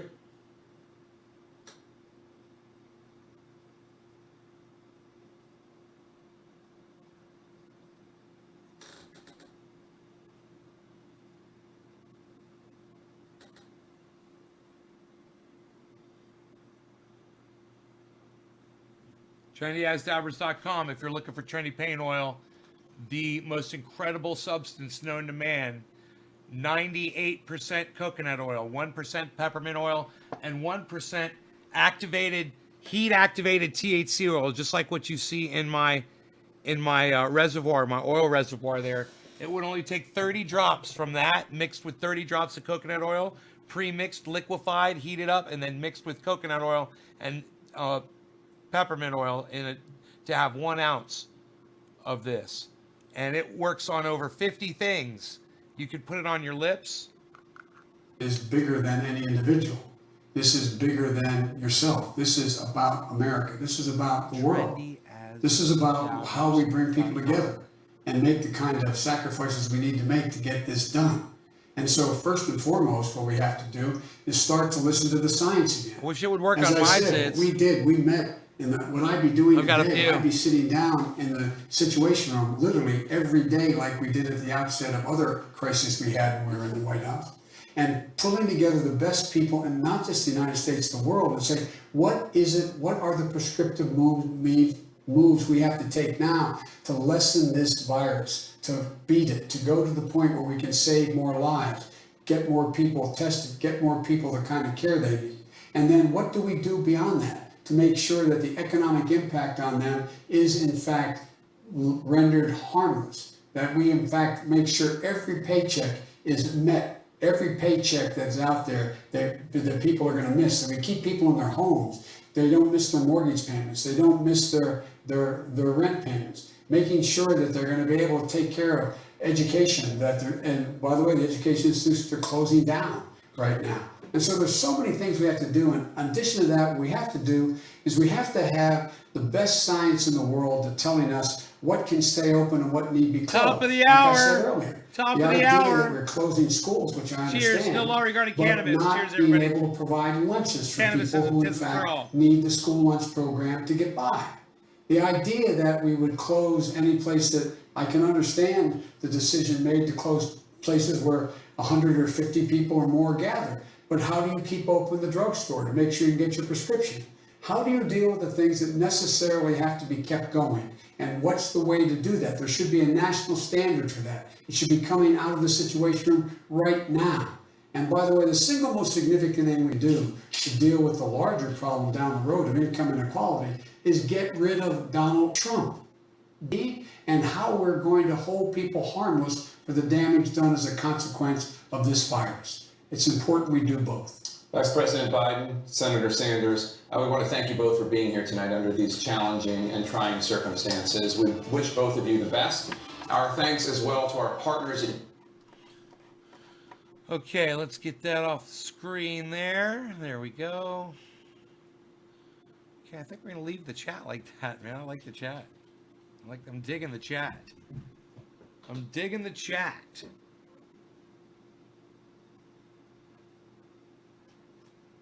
Is cannabis a gateway drug? No, it's not. I mean, you could say that anything is a gateway drug. You could say that sugar was a gateway drug when you were a little kid and you were watching, and the cartoons every Saturday were a gateway drug. You got addicted to watching TV. You got addicted to, you know, going out and playing with your friends, or, you know, doing a certain activity, you know?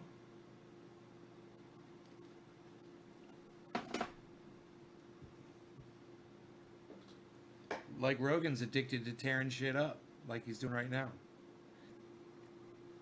Yeah, it's been an extraordinary day, a momentous night, a debate unlike any we have seen. Vice President Biden committing to naming a woman as his running mate, Vice President. Senator Sanders saying he is leaning in that direction. Okay, let's get rid of that.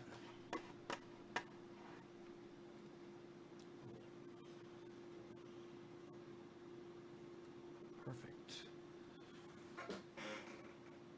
The weaker can random. Yeah, he may have lost the whole thing. You're right. You're right. Random. I said put that shit. Yeah, Biden committed having female. Wanted to be Michelle Obama. Makes a strong point about the cartoons. Man, and other things too. You know, just growing up. You know, you get accustomed to things in your life. It might even be, you know, steak, you know, hamburgers. I was addicted to hamburgers growing up. I loved them. Ate them all the time. Go out of my way for a freaking hamburger. Hey, Tanya, what's up? The Vice should be the best possible.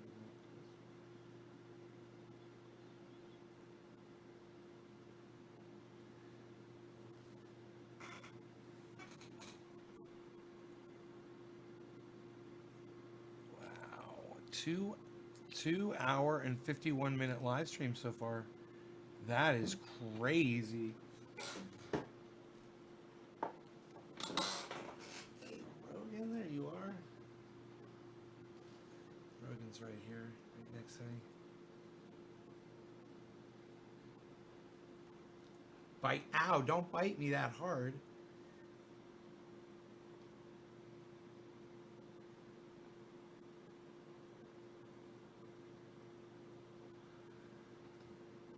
The steak from last night, it really was. You know that I got the A1 steak sauce out and I didn't even use it? No need, man. That steak was so goddamn good. Every bite of it.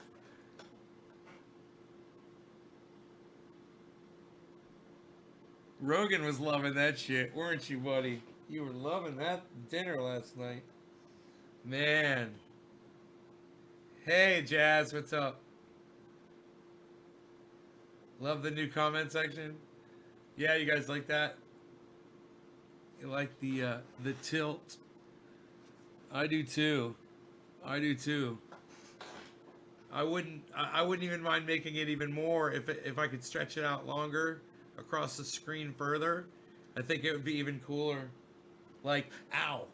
Like a long time ago in a galaxy far, far away type. You know, it's almost kind of like that. I could probably make it look just like that. You know, now that I think about it, yeah, I think I can. I can tilt it back a little bit. I don't know if I have the ability to do the wide at the bottom and thinner at the top, though. But it might just do that automatically when you tilt it back. Like the Star Wars. It's this way, it's just kind of floating there, you know?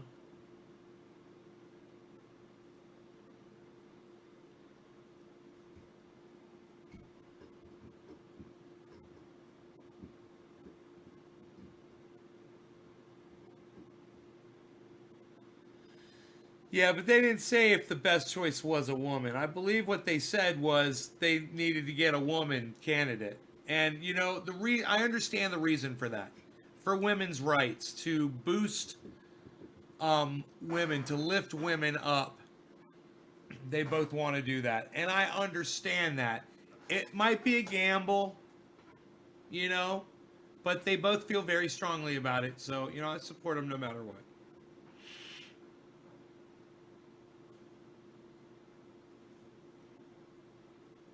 You know, there aren't a lot of women out there I'd really like to see as Vice President of the United States, let alone become president right now. So, You know, Nina Turner, she could be some kind of psychomaniac when she gets power. You know, she's fucking crazy. And who else? You know, no one who ran against him. Certainly no one who ran against him. Certainly. Who do I think won the debate? Personally, I think Bernie Sanders won the debate. I think as soon as somebody calls somebody else out for lying, and they go, "You're lying, Joe," and the evidence is there for people to go look up on YouTube and literally see you voting, trying to say that you are. I've seen them. I've seen the videos where Joe Biden says, "I'm against. I want to take. You know, I want to cut Medicare. I want to cut. You know, Social Security. I want to cut veterans programs." Literally says it. Bernie Sanders calls him on it. Joe Biden sits there with his arms folded and says, "No, I didn't say it." The whole world can sit there and see that Joe Biden is lying.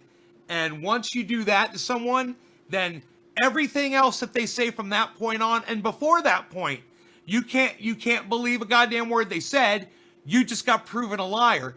And Joe Biden was not able to do that back to Bernie Sanders. It's devastating what Bernie did to Joe Biden.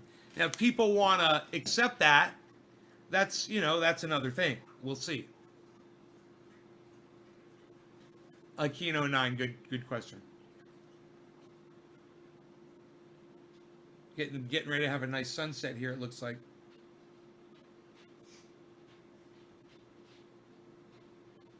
You know, I would be able to show you this sunset if I was able to adjust the colors on the camera, on one camera, but I can't. I can only do one camera.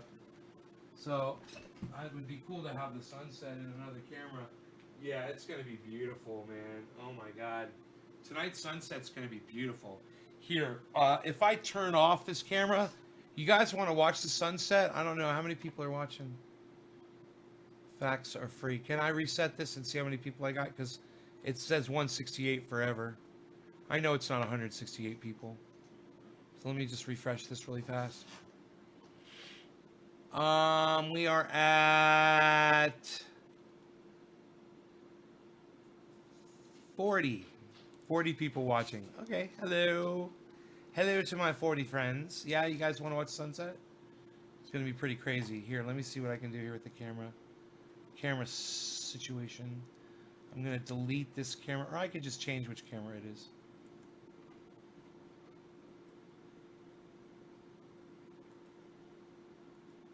Okay, we're gonna switch cameras here.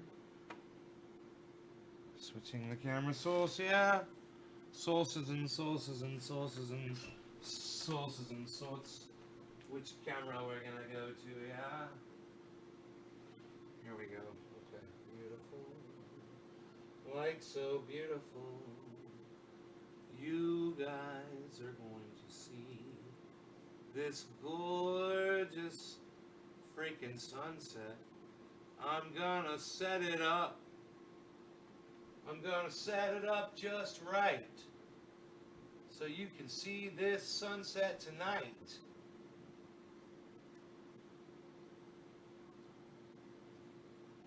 You're gonna see that beautiful sky.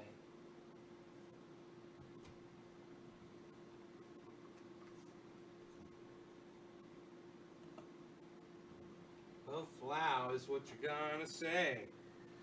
Oh, flow, you're gonna have fun today. Okay, those trees are kind of weird, but okay, let me see what I can do here. Okay, it's having no effect. Of course, it's having no effect. Okay, here.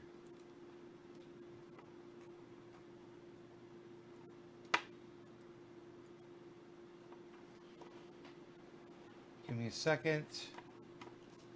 With these controls here.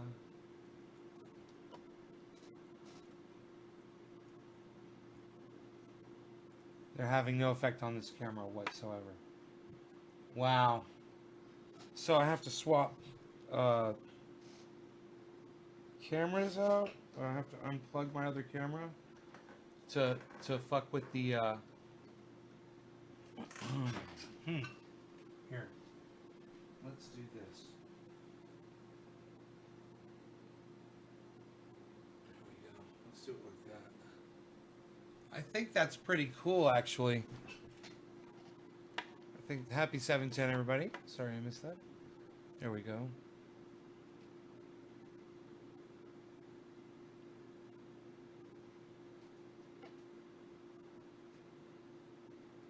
Okay, great. Yeah, wait till you guys see the sunset. It's going to be spectacular. I have a really good feeling that it's going to be spectacular. Now, I don't have control over this camera, and I'm really sad about it.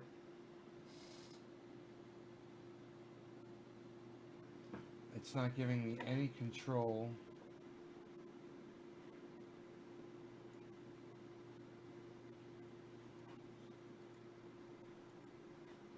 Even when I click on it and I go into the manual settings, yep, there's nothing there. It's like it's picking the wrong camera. And this doesn't let me. If I unplug the other camera, I have to figure out which camera it is.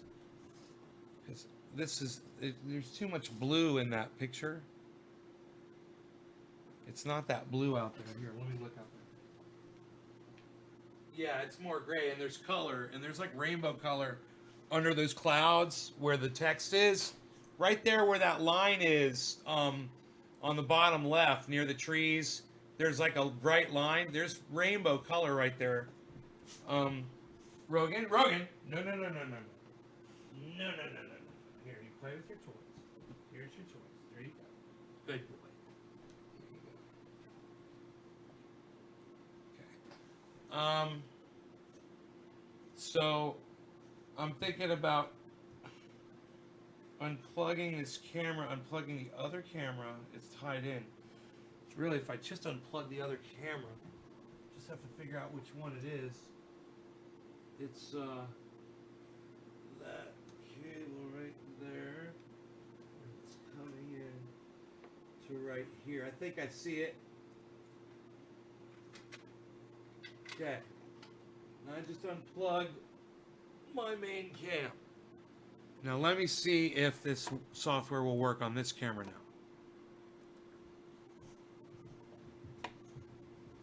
Yes!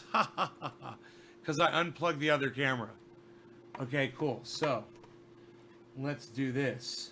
Let's get that white balance correct so you guys can see this rainbow color that I'm talking about. Oh, you're going to see it so much better now.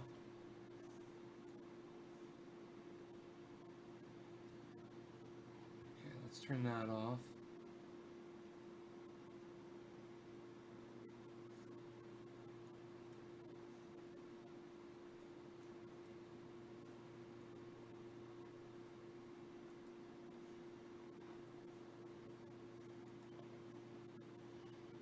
Okay.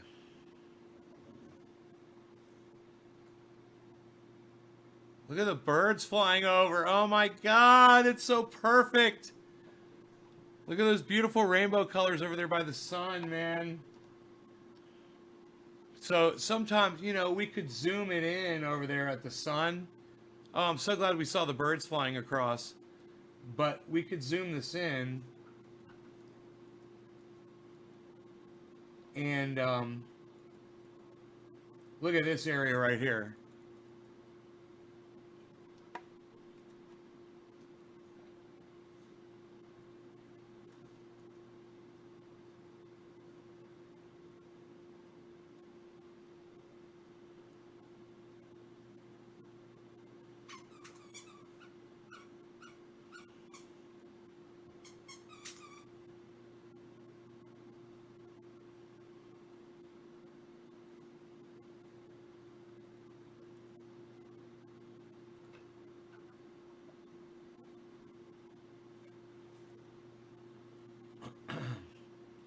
Pretty cool, pretty cool.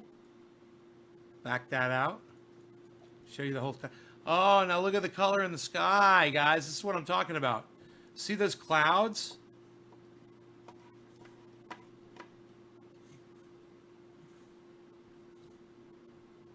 Look at this.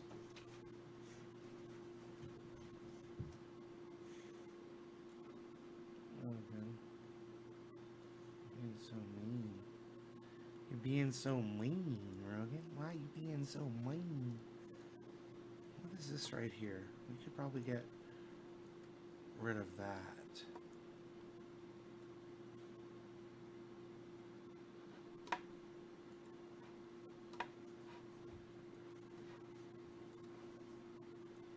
Cool.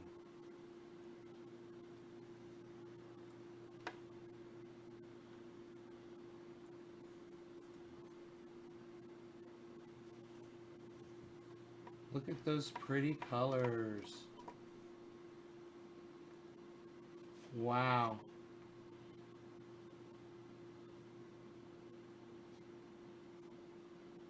Can you guys believe that?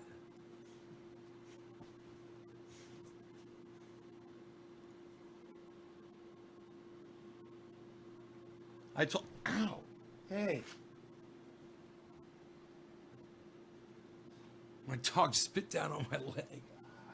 He's playing with his toys right on top of me. Yeah, so look at those colors, huh? I came over to look at the camera just to go see it for myself. It's beautiful out there. It is beautiful outside. Just wait, it's gonna get better. As that sun goes down, it gets prettier. You'll see here in just a second. You shall see. Give it just a second here.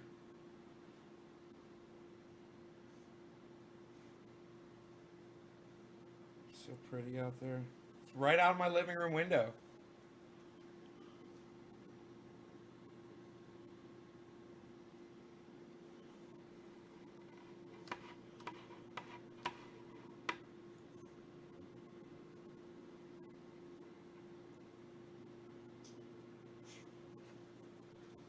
As the sun goes down behind the horizon line, it darkens the sky and highlights the clouds that are still reflecting the sunlight.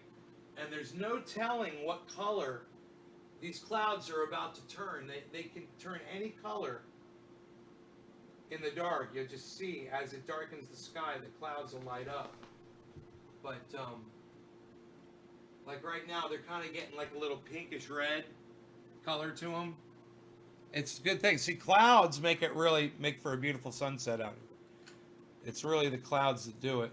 If you get some good clouds. Closed our driver motor vehicle down. No more plates. Tanya Egan.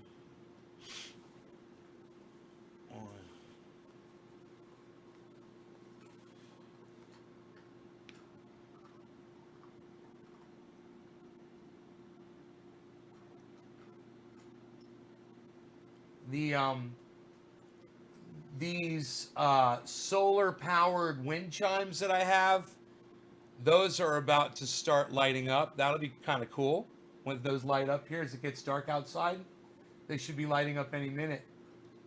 They did get some sunshine today, so hopefully they got enough charge in them. I'm sure at first they'll come on, you know.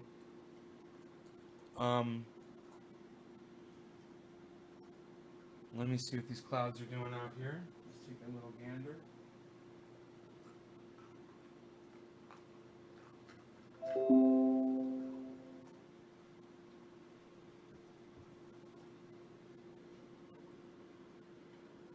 Insert removable media.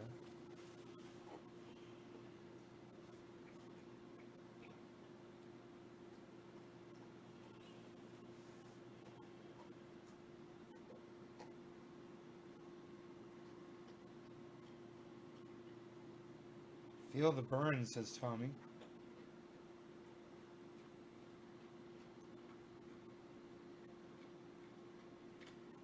I'm in Northern California, Sammy. Northern California. I live up in the mountains, far away from infected people. It's snow. There's snow on the ground outside. It's beautiful. I could show you that too. But here, it's a nice sunset. But here, check this out. See all the snow? Still on the ground. Nice. Nice. I could do snow bong hits. You know? Man, I got goddamn fingerprints on here. Goddamn fingerprints. Do not yell about my fingerprints. Don't do it. Here, let me lighten this up for you guys. Night time is the right time. The night time is the right time. The night time is the right time. This is obviously an older camera. So hold on one second.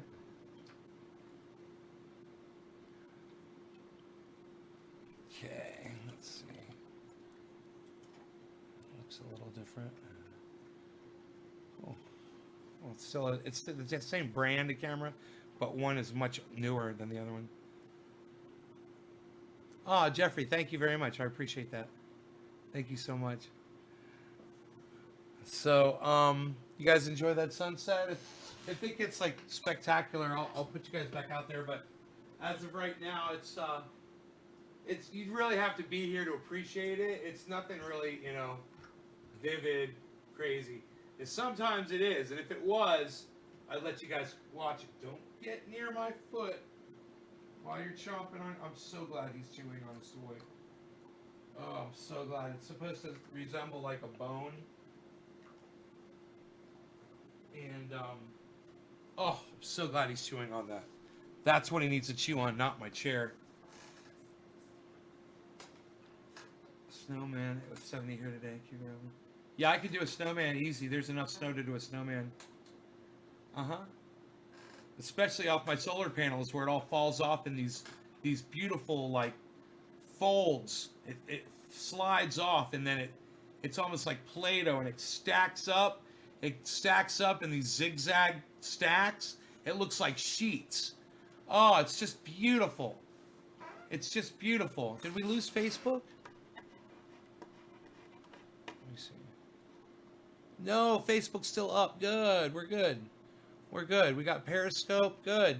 Hey, David C. Baker Jr. Let me turn my brightness. Looks like it's freaking out a little bit. Yeah, brightness was just kind of, you know, kind of like freaking out. And that's a little weird. And I think the contrast is weird. There's definitely an issue there with the brightness and the contrast.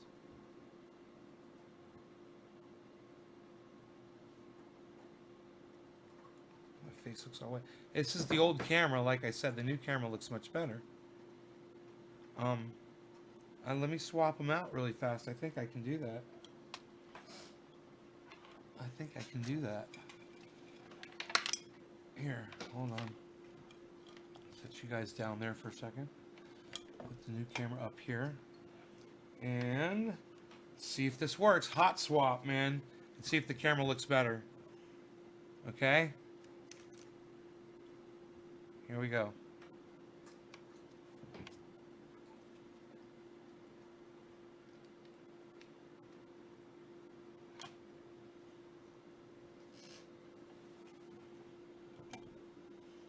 Okay, here we go. Swap it over to the working camera.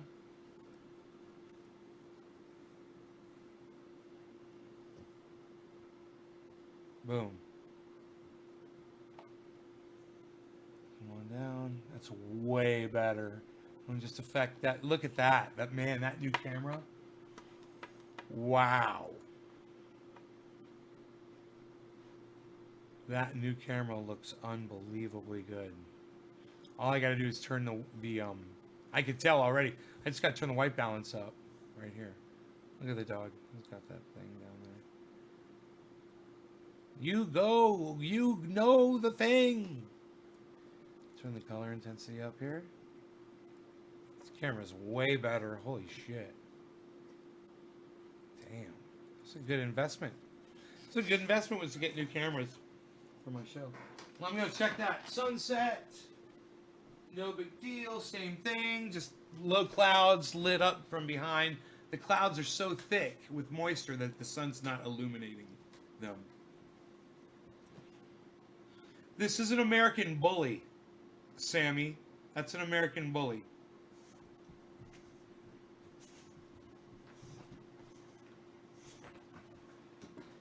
He's very, okay, be nice. Be nice. Be nice. Rogan, be nice.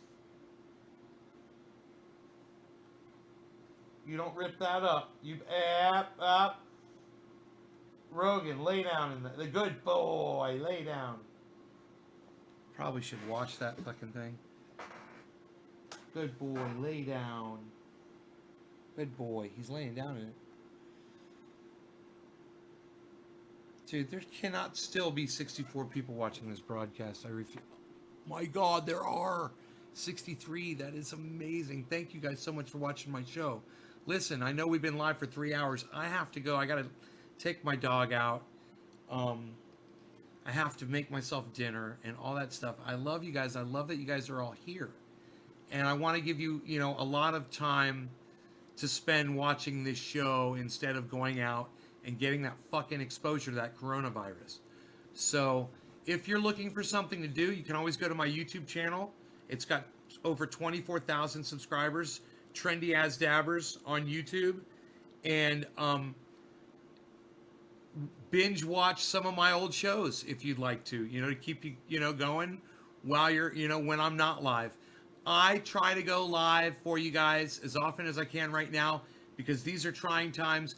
I have talked you guys into being prepared for the world coming to an end. Basically, this is a great time that if any of you have been storing food or whatever, you're set up. It's a good thing. I'm glad you listened to me and glad you did it.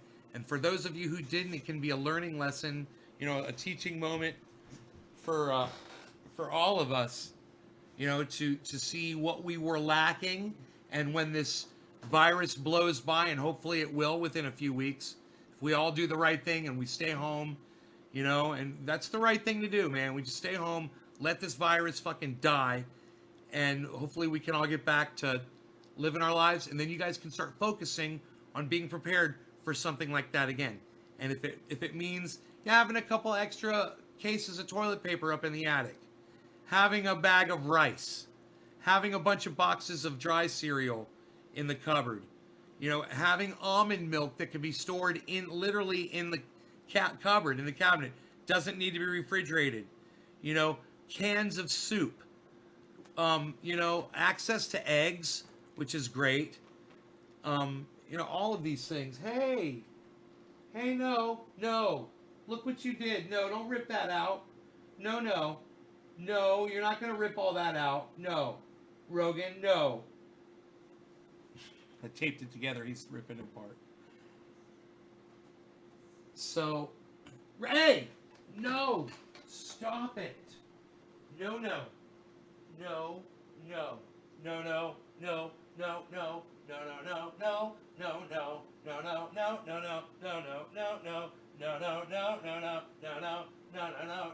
Nobody rips up his bed like Rogan does. Nobody tears apart stuff like Rogan does. Nobody rips apart his things like Rogan does. Nobody but Rogan. Nobody but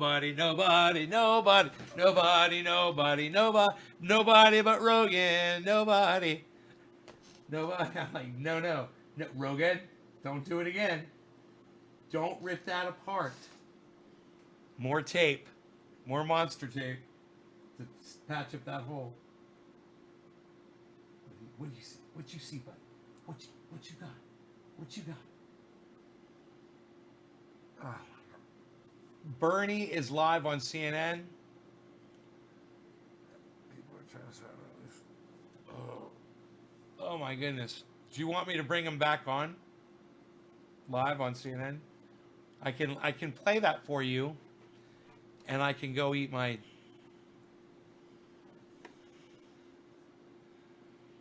I gotta set it up again. Son of a bitch.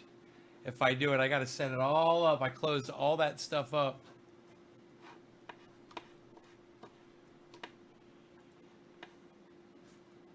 Give me a second here.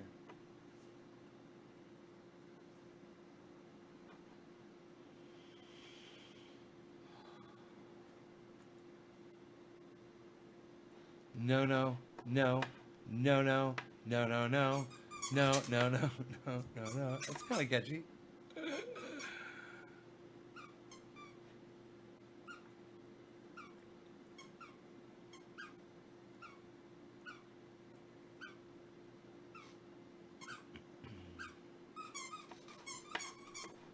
Man went right to CNN Live. Let's see if Bernie Sanders is on there, as you said. Debate is that while we There have he to is. move incredibly aggressively You're right. in terms of the coronavirus, while we have to move very aggressively in terms of the economic fallout, especially for working people, for small businesses, for the children, for the elderly, how are people going to eat? What happens when you lose your job? How are you going to get income? We got to deal with that. And my view is that we make everybody whole. That's what we've got to do. And I don't worry about just the oil companies from Wall Street. We have to worry about all of our people. But it's also a time for reflection. I think that what happens after this crisis is over, and it will be over, are we satisfied with a healthcare system which is not a system? I mean, at the end of the day, we have 87 million people who are really nervous about whether they can afford to go to the doctor or not. We have a complicated system. You know, people saying, okay, well,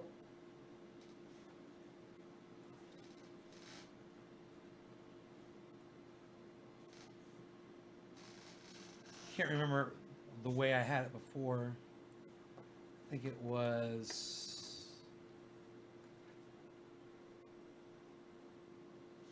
like that, right?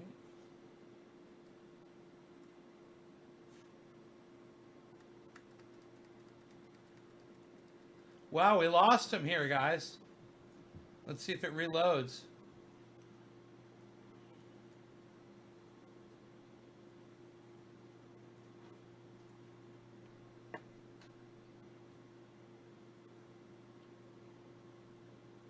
Hey, Brian. Look, Bernie talks about, the senator talks about his Medicare for all. He still hasn't told you how he's going to ever get it passed.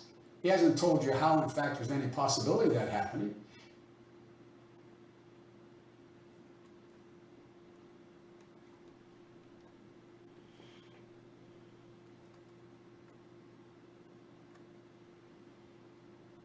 He hadn't told you how much it's going to cost. He hadn't tell you how it's going to apply. It doesn't kick in for 4 years, even after it passes. We want a revolution. Let's act now.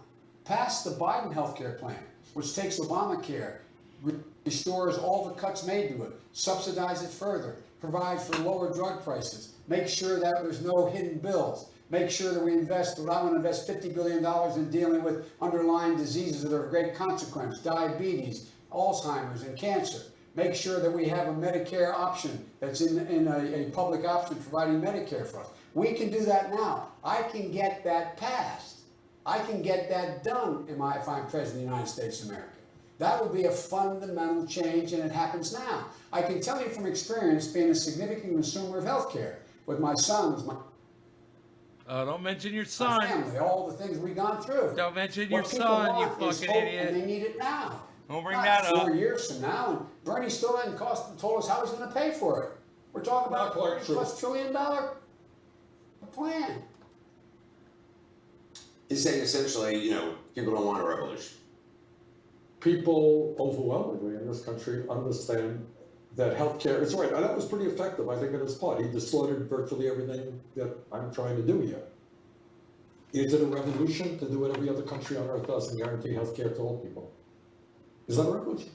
Is it a real revolution to say to the drug companies, you know what? Can't charge us 10 times more for the same exact drugs as you're charging in Canada or in other countries? Is it a revolution to say that if you work 40 hours a week in the richest country on earth, you should not live in poverty? Is it a revolution? And by the way, to say that in the year 2020, when we talk about public education, it should include making public colleges and universities tuition free and canceling all student debt. Now, what's interesting is that Biden has adopted some of the, this is what always happens. Suddenly today, Joe Biden is a free spending socialist. My God, we're going to pay for everything. I'm not sure he would say he's a. Yeah, well, you know, that's what he was saying, oh, no problem. But at the end of the day, that whole rhetoric from Biden, he can get it done, what's he getting done? He's basically, after all is said and done, maintaining the status quo in healthcare. That's what he's doing, minor changes. And you know what the status quo is? He's talking about how I'm gonna pay for it. Study after study showed that Medicare for all will cost us less than the status quo. His will cost 50 trillion over 10 years, ours about $47 trillion. Under his proposal, which he's not gonna change, the average American in a family of 60,000 pays $12,000 a year for healthcare. That is unbelievable. Our plan is substantially lower. At this point, though, I hate to talk about sort of the politics of this, but we are in a presidential race, and in spite of this, it continues. At this stage, what is the path ahead for you?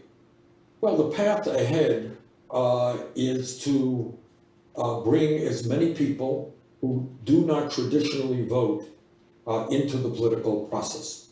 And that is young people, it is working class people who understand that we have a corrupt political system in which billionaires buy elections and make it easier for the wealthy to become richer while working class people are struggling. But that's been the argument you've made, understandably, and the idea of we're going to have this massive voter turnout, people haven't been in the process, and in some cases you've been able to do that with Latino voters coming in Nevada and elsewhere, young people not coming out in the numbers. It's been disappointing, clearly. Young people, I mean, I think the media hasn't gotten it quite right. Young people are voting in higher numbers, not as high in some states as the general population. Older people vote in very large numbers. But let me... Because that is what the vice president was saying tonight. It's like, there has been people coming out, but it's been older people. But let me rephrase that and say this, two things. Again, I think we are winning the ideological struggle, and we won it tonight. There's Joe Biden suddenly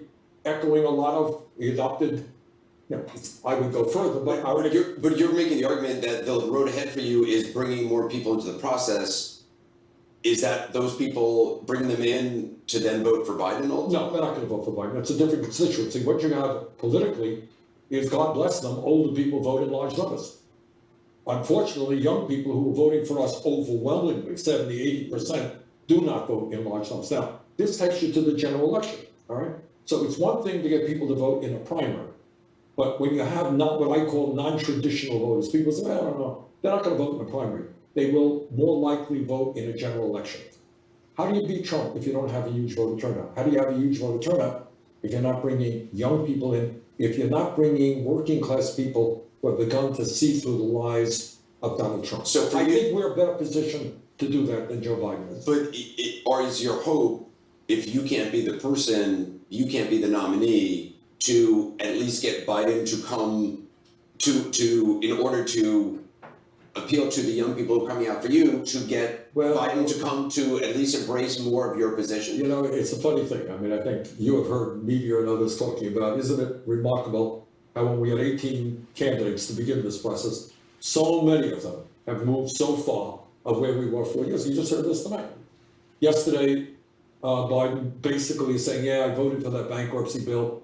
Bad idea, I'm gonna adopt Elizabeth Warren's position. That's a good bill, okay? Today he says, oh, I think we should make public colleges and universities tuition free up to a certain level.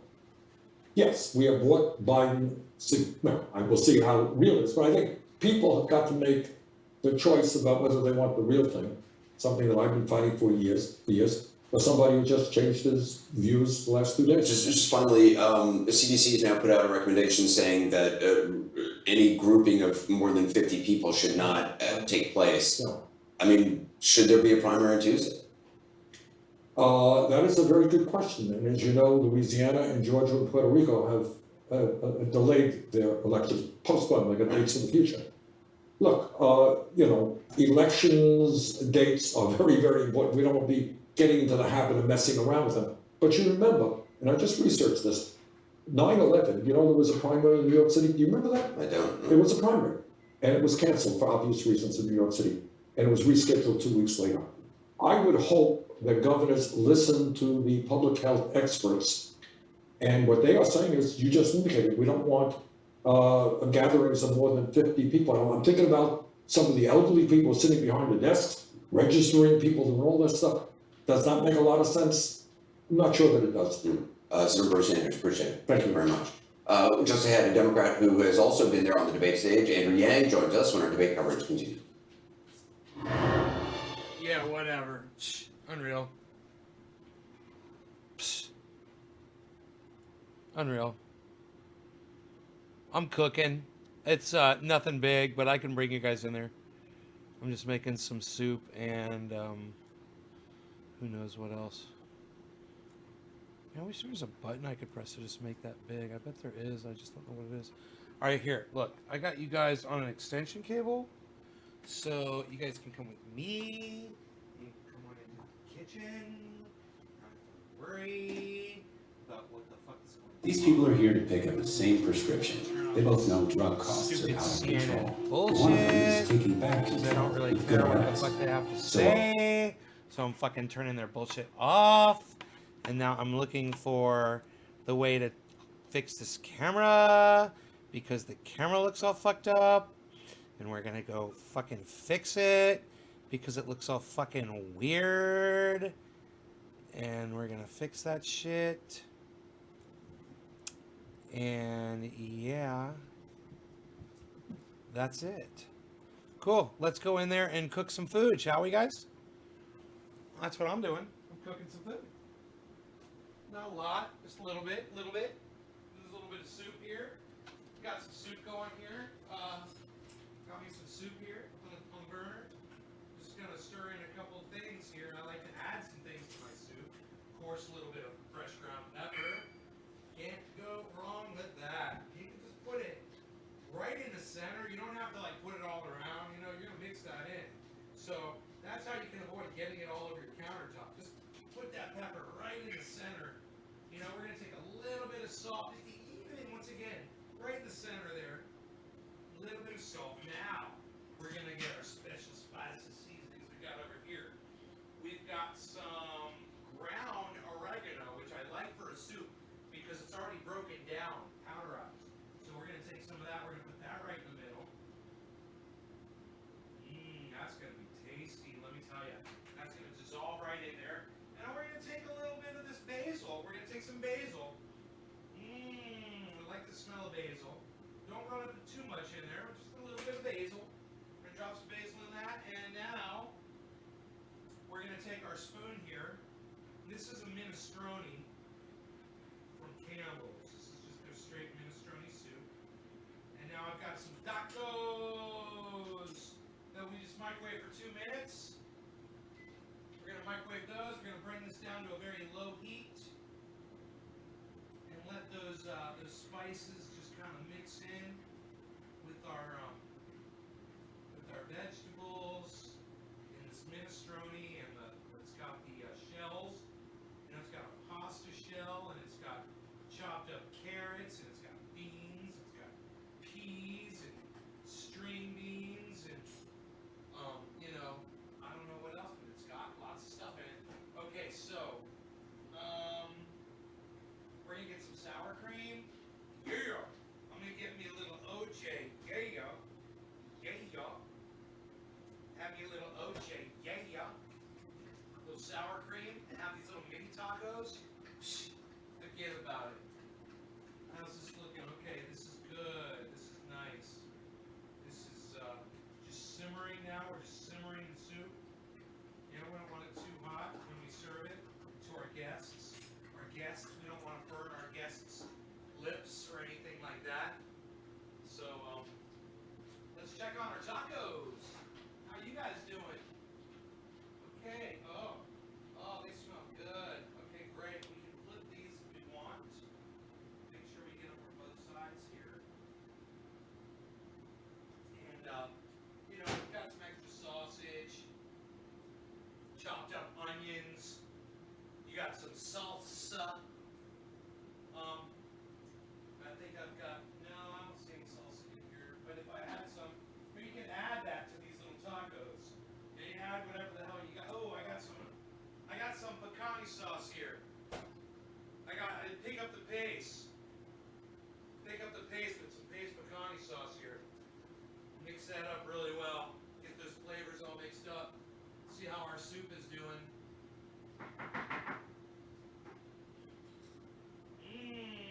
So we've got some sour cream, we've got some pecani sauce, and I'm sure our tacos are ready. Our tacos are ready. We got pecani sauce, we're putting it on them. It's gonna make it better, and taste so good. Now we're gonna get some hot sauce, and we're gonna say, arriba, ándale, ándale. Okay, we're gonna do that. And I like to say that. And then we're gonna, ow, because that's hot. That is really hot. Here, we're gonna use the spoon here to get it in there, because that is just too hot to handle. And pour this sauce in there. Now, we got also sour cream. That's gonna go on each one of these. I like a dollop. A little dollop of sour cream. You know, whatever you can afford there, because we're almost out. So we're just gonna dollop these up here. And then we're gonna get our hot sauce. Don't forget your hot sauce. Okay, a hot sauce is instrumental. I got that Cholulu, the Cholula, the Chulolo, I don't know how to say it, but I got it. It's got the wooden cap on it, so you know it's authentic. Cholula, with the wooden cap. Give that a nice shake. There you go. Now, we're going to take this and we're going to just drip this on. Baflau. Because that gives us our baflau on each one. We want to put that baflau. Oh, yeah, plenty of hot sauce on there. I like a lot of hot sauce. I'm a big fan of hot sauces. I'm a saucier, man. I'm a goddamn saucier. Do you not? Yeah. I'm a goddamn. Don't do it. All right, now we are going to return these items to the refrigerator we're no longer using. We're going to take this. Now we've got our soup here. Let's not forget our soup. We're going to grab a nice big bowl. I got a big bowl in here. There's some way down here in a big bowl. And we're going to take the bowl and we're just going to take our soup here and we're just going to pour that right in, man. Right in. Boflau. I like to say boflau. Boflau. There it is. It's got our spices in there. Now we've got our spoon. We got our tacos. And I wanted to show you, I just want to show you what we've got, like I like to show you. We got our tacos here with our hot sauce and our paste pecani sauce in there. And we got a nice steaming hot bowl of soup to go along with that. For dinner tonight, soup and tacos! Taco! Hello, taco night with Trendies. Doing the tacos. Oh, are you watching the live stream on the hey, Rogan. No, that would be bad. That'd be bad, and Clay. That'd be bad, and Clay. Don't do it. Don't do it. Don't do it, Rogan. Don't do it. It's not worth it. It's never worth it to touch your daddy's food. And he's got to get the napkin, and he's got to tie his hair back. Yes? Are we good? Are we good? Sit down, eat your dinner. Sit down, eat your dinner. What? Here we go. A little Rogan protection here.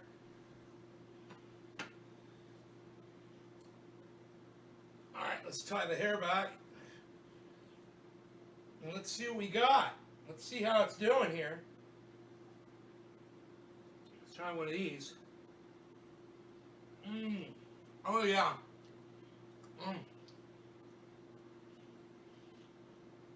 Flavorful and tasty.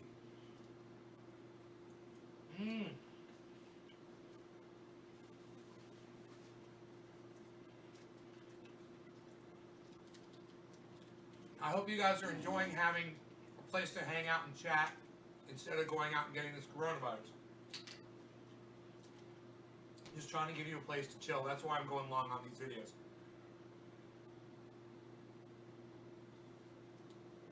The longer I keep you safe and at home, the less you will get this fucking virus. Hey. Hey, I got this. It's cool.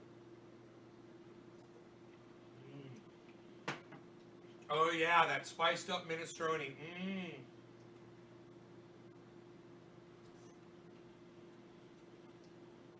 Spiced up, trendy style. Thanks, Jazz.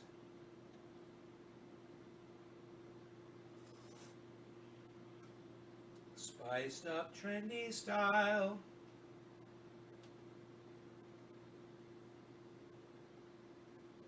Look at how hot that is.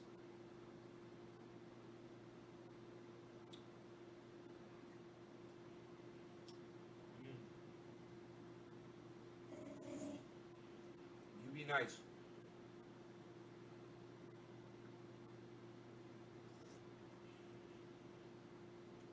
That minestrone. All right, let's have another taco. Woo!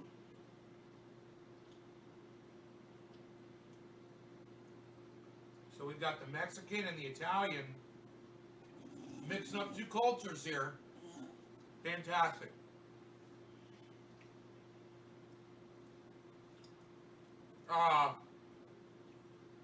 You're welcome, Mr. Johnson.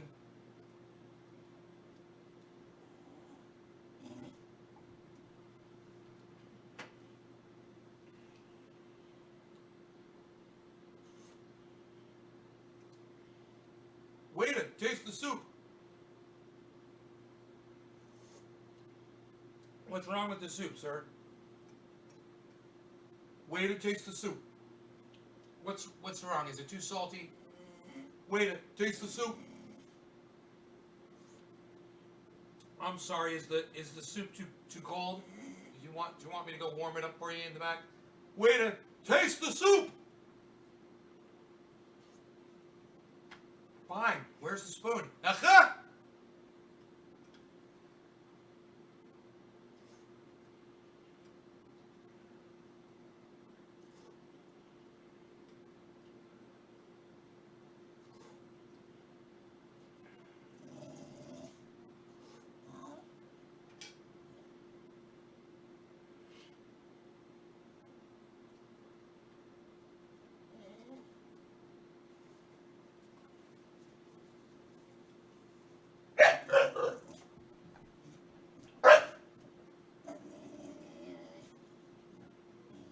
Hey, Cassandra. Hey, Jackie.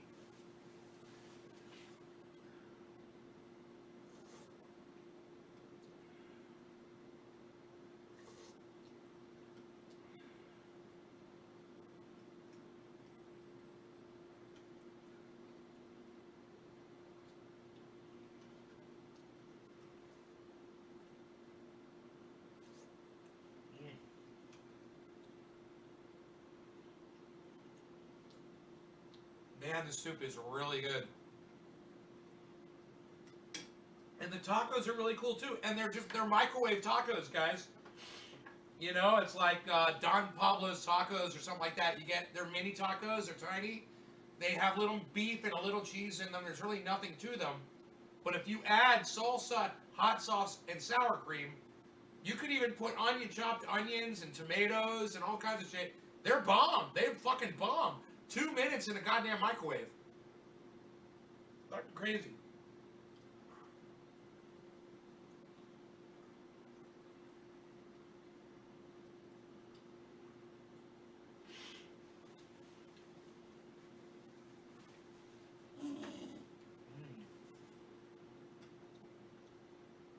I'll probably never buy them again, but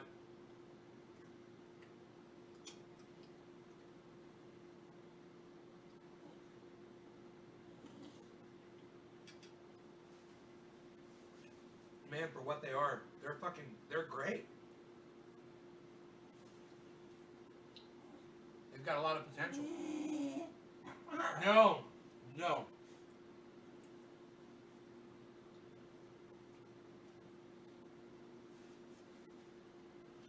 Oh, you're making soup?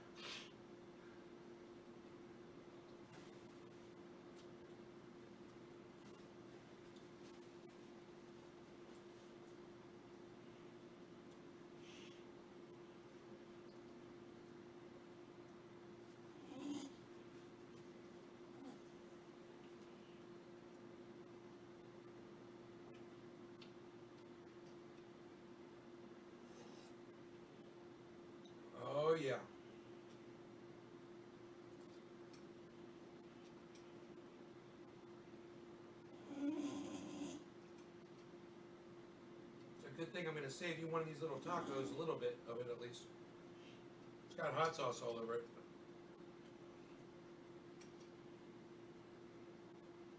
I don't think Rogan cares about hot sauce. He eats anything.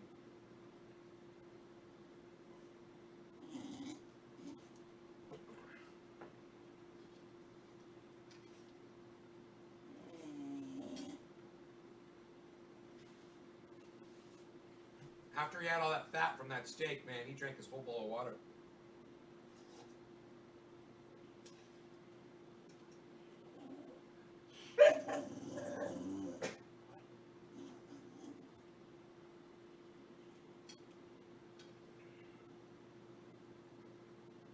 Wow, nice Dorito casserole. Dorito Mexican.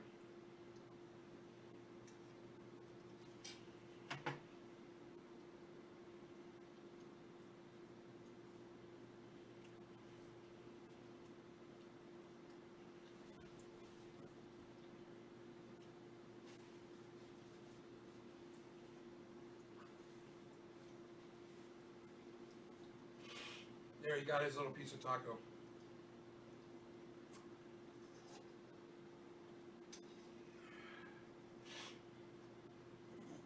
I've got 2 cases of this minestrone soup. You can have dinner, lunch and dinner for, over a month.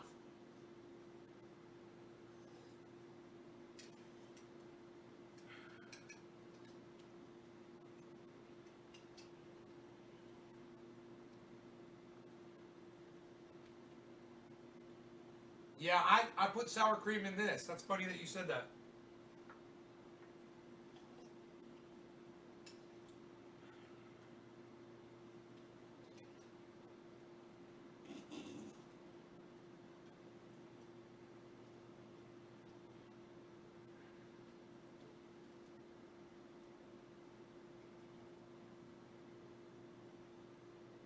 Oh, sausage pizza, man, that sounds great. Jeffrey's gonna make some soup too. Do you have any bean and bacon soup? No, right now, really all I have is onion soup and minestrone, I think.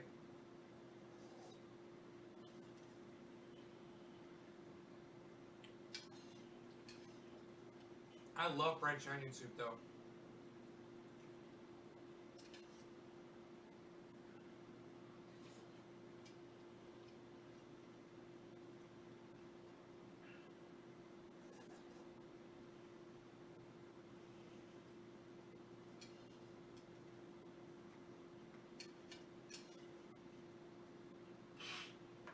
This minestrone is so much better with all the spices and seasons I put in it. Just the salt, pepper, and the basil, and the oregano. Makes a big difference.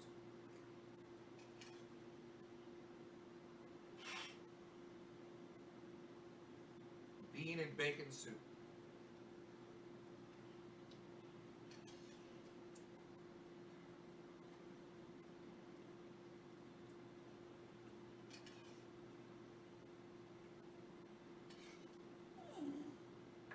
You don't want this.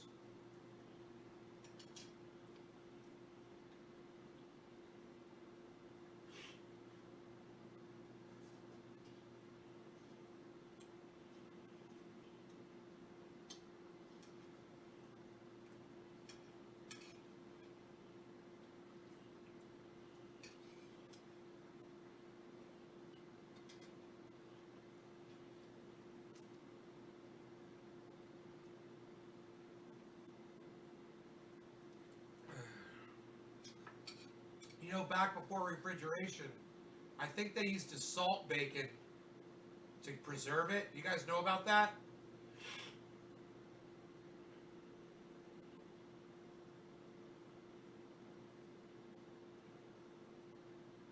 You keep a stock of it. You love vegetable soup.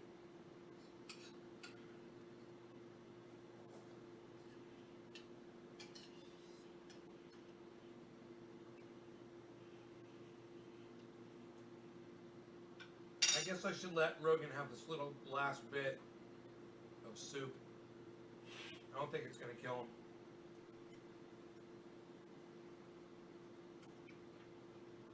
Or he's trying it right now, seeing if he likes it. He's like, spicy. He's like, yeah, it's a little spicy. It's a little spicy. That's what Daddy was eating. You want to eat like the big boys. And this is hot sauce too. It was a spicy meal. It was a spicy meal, you know. You might not like it. Oh boy. Oh boy. Oh boy. There. Oh boy. There goes the hot sauce and all, buddy. Oh wait. Hesitation. Nope. Going back in. He's going back in.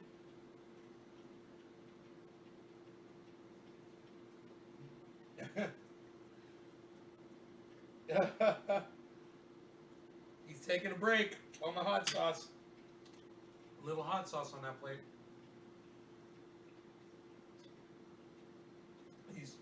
He went in for another swipe. He feels the burn. Rogan feels the burn.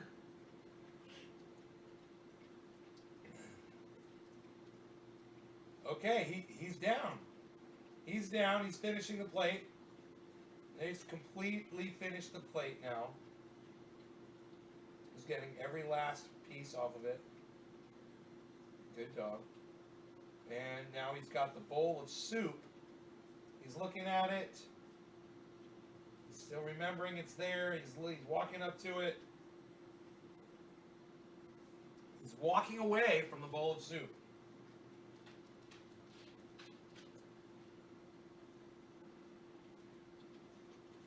I like orange juice for a spicy meal. It kind of rinses my palate. The citric acid seems to help a little bit.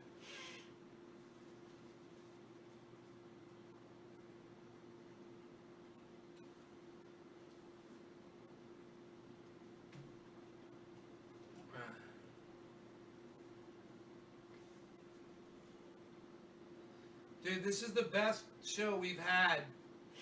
The most attendance on a show in I don't know how long. Had over 200 people viewing at one point. That's amazing. So, yay. Thank you for that, guys. Hell yeah. It's Sunday night. Tonight's Sunday night. Go up to the bar and grab me a fucking dessert. But I just, you know, I'm not leaving the house, man. I'm going to stay in the house. Make me a dessert here. I've got plenty of stuff.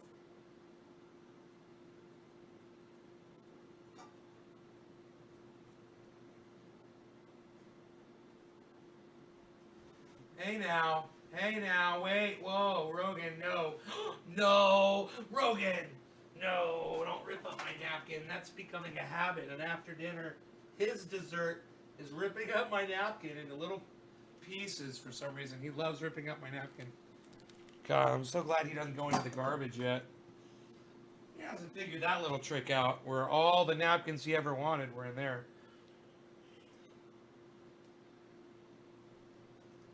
Gotta get rid of this chair. I gotta get rid of this chair. Dude, was it like that the whole time? Sorry about that. I didn't know, man. Alright, so I'm out of here, you guys. Thank you so much. I hope you had fun. Let me do a little 4-hour video. Wow. 4-hour video, guys. What do you think about that? I'll tell you what you thought about it right now. 34 of you are still here. And that is fantastic. Thank you to 34 people.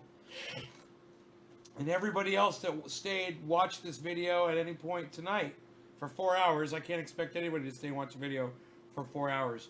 But I'm ecstatic that you guys are using this as a place to keep yourselves occupied and socialized while you're avoiding this fucking plague that's going around the world.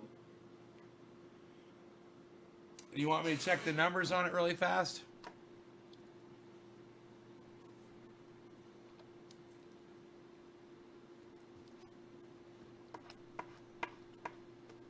Here we go.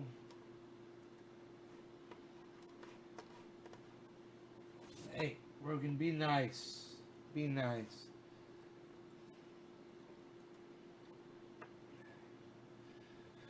Okay, the numbers are as follows. Here we're loading, we're loading, we're loading.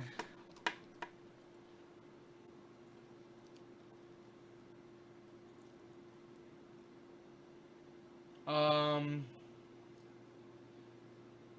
6,530. Let's see how deadly the virus is being tracked at.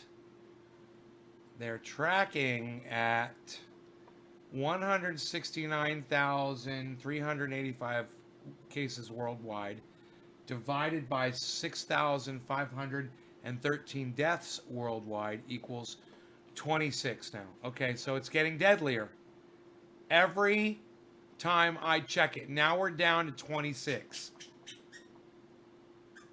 So if out of 26 people, one person's going to die out of every 26 people that gets this virus. And what's happening is we're finding out that it's not just old people that are susceptible to dying. It's anybody that has any kind of a lung-related condition or other heart-related condition that is susceptible to these types of viruses and can trigger death. There are a lot of people like that in the world, and those people are dying. And if you don't believe me, get on Twitter, man. There's a whole hashtag movement, you know?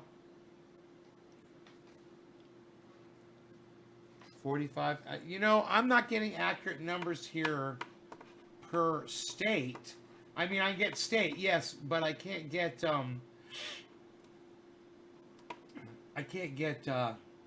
6 deaths in California, 42 deaths in Washington.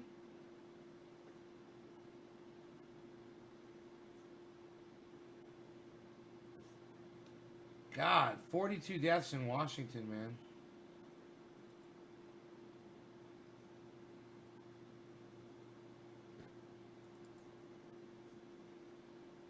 Six deaths in New York, 6 deaths in California, 5 deaths in Florida, 2 deaths in Louisiana, 2 deaths in New Jersey, 1 death in Colorado.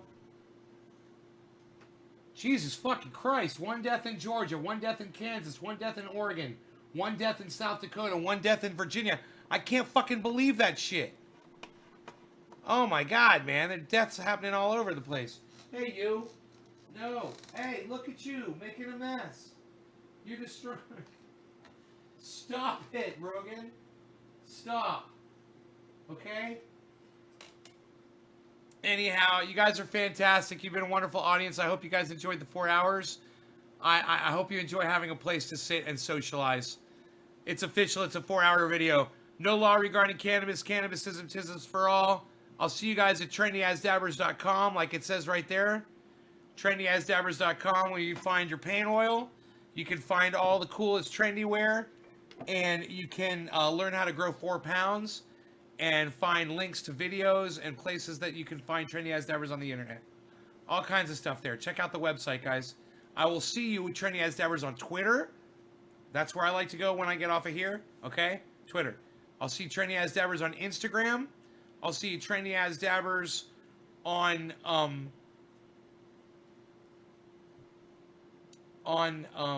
Twitch. And Trendy As Dabbers group on Facebook. Join it. Okay. All right. Look at what my dog is doing. He is destroying his bed. Okay. Thank you. And good night, you guys. I hope you enjoyed the hour. Bye, y'all. Bye-bye. Hope you enjoyed dinner with me, too.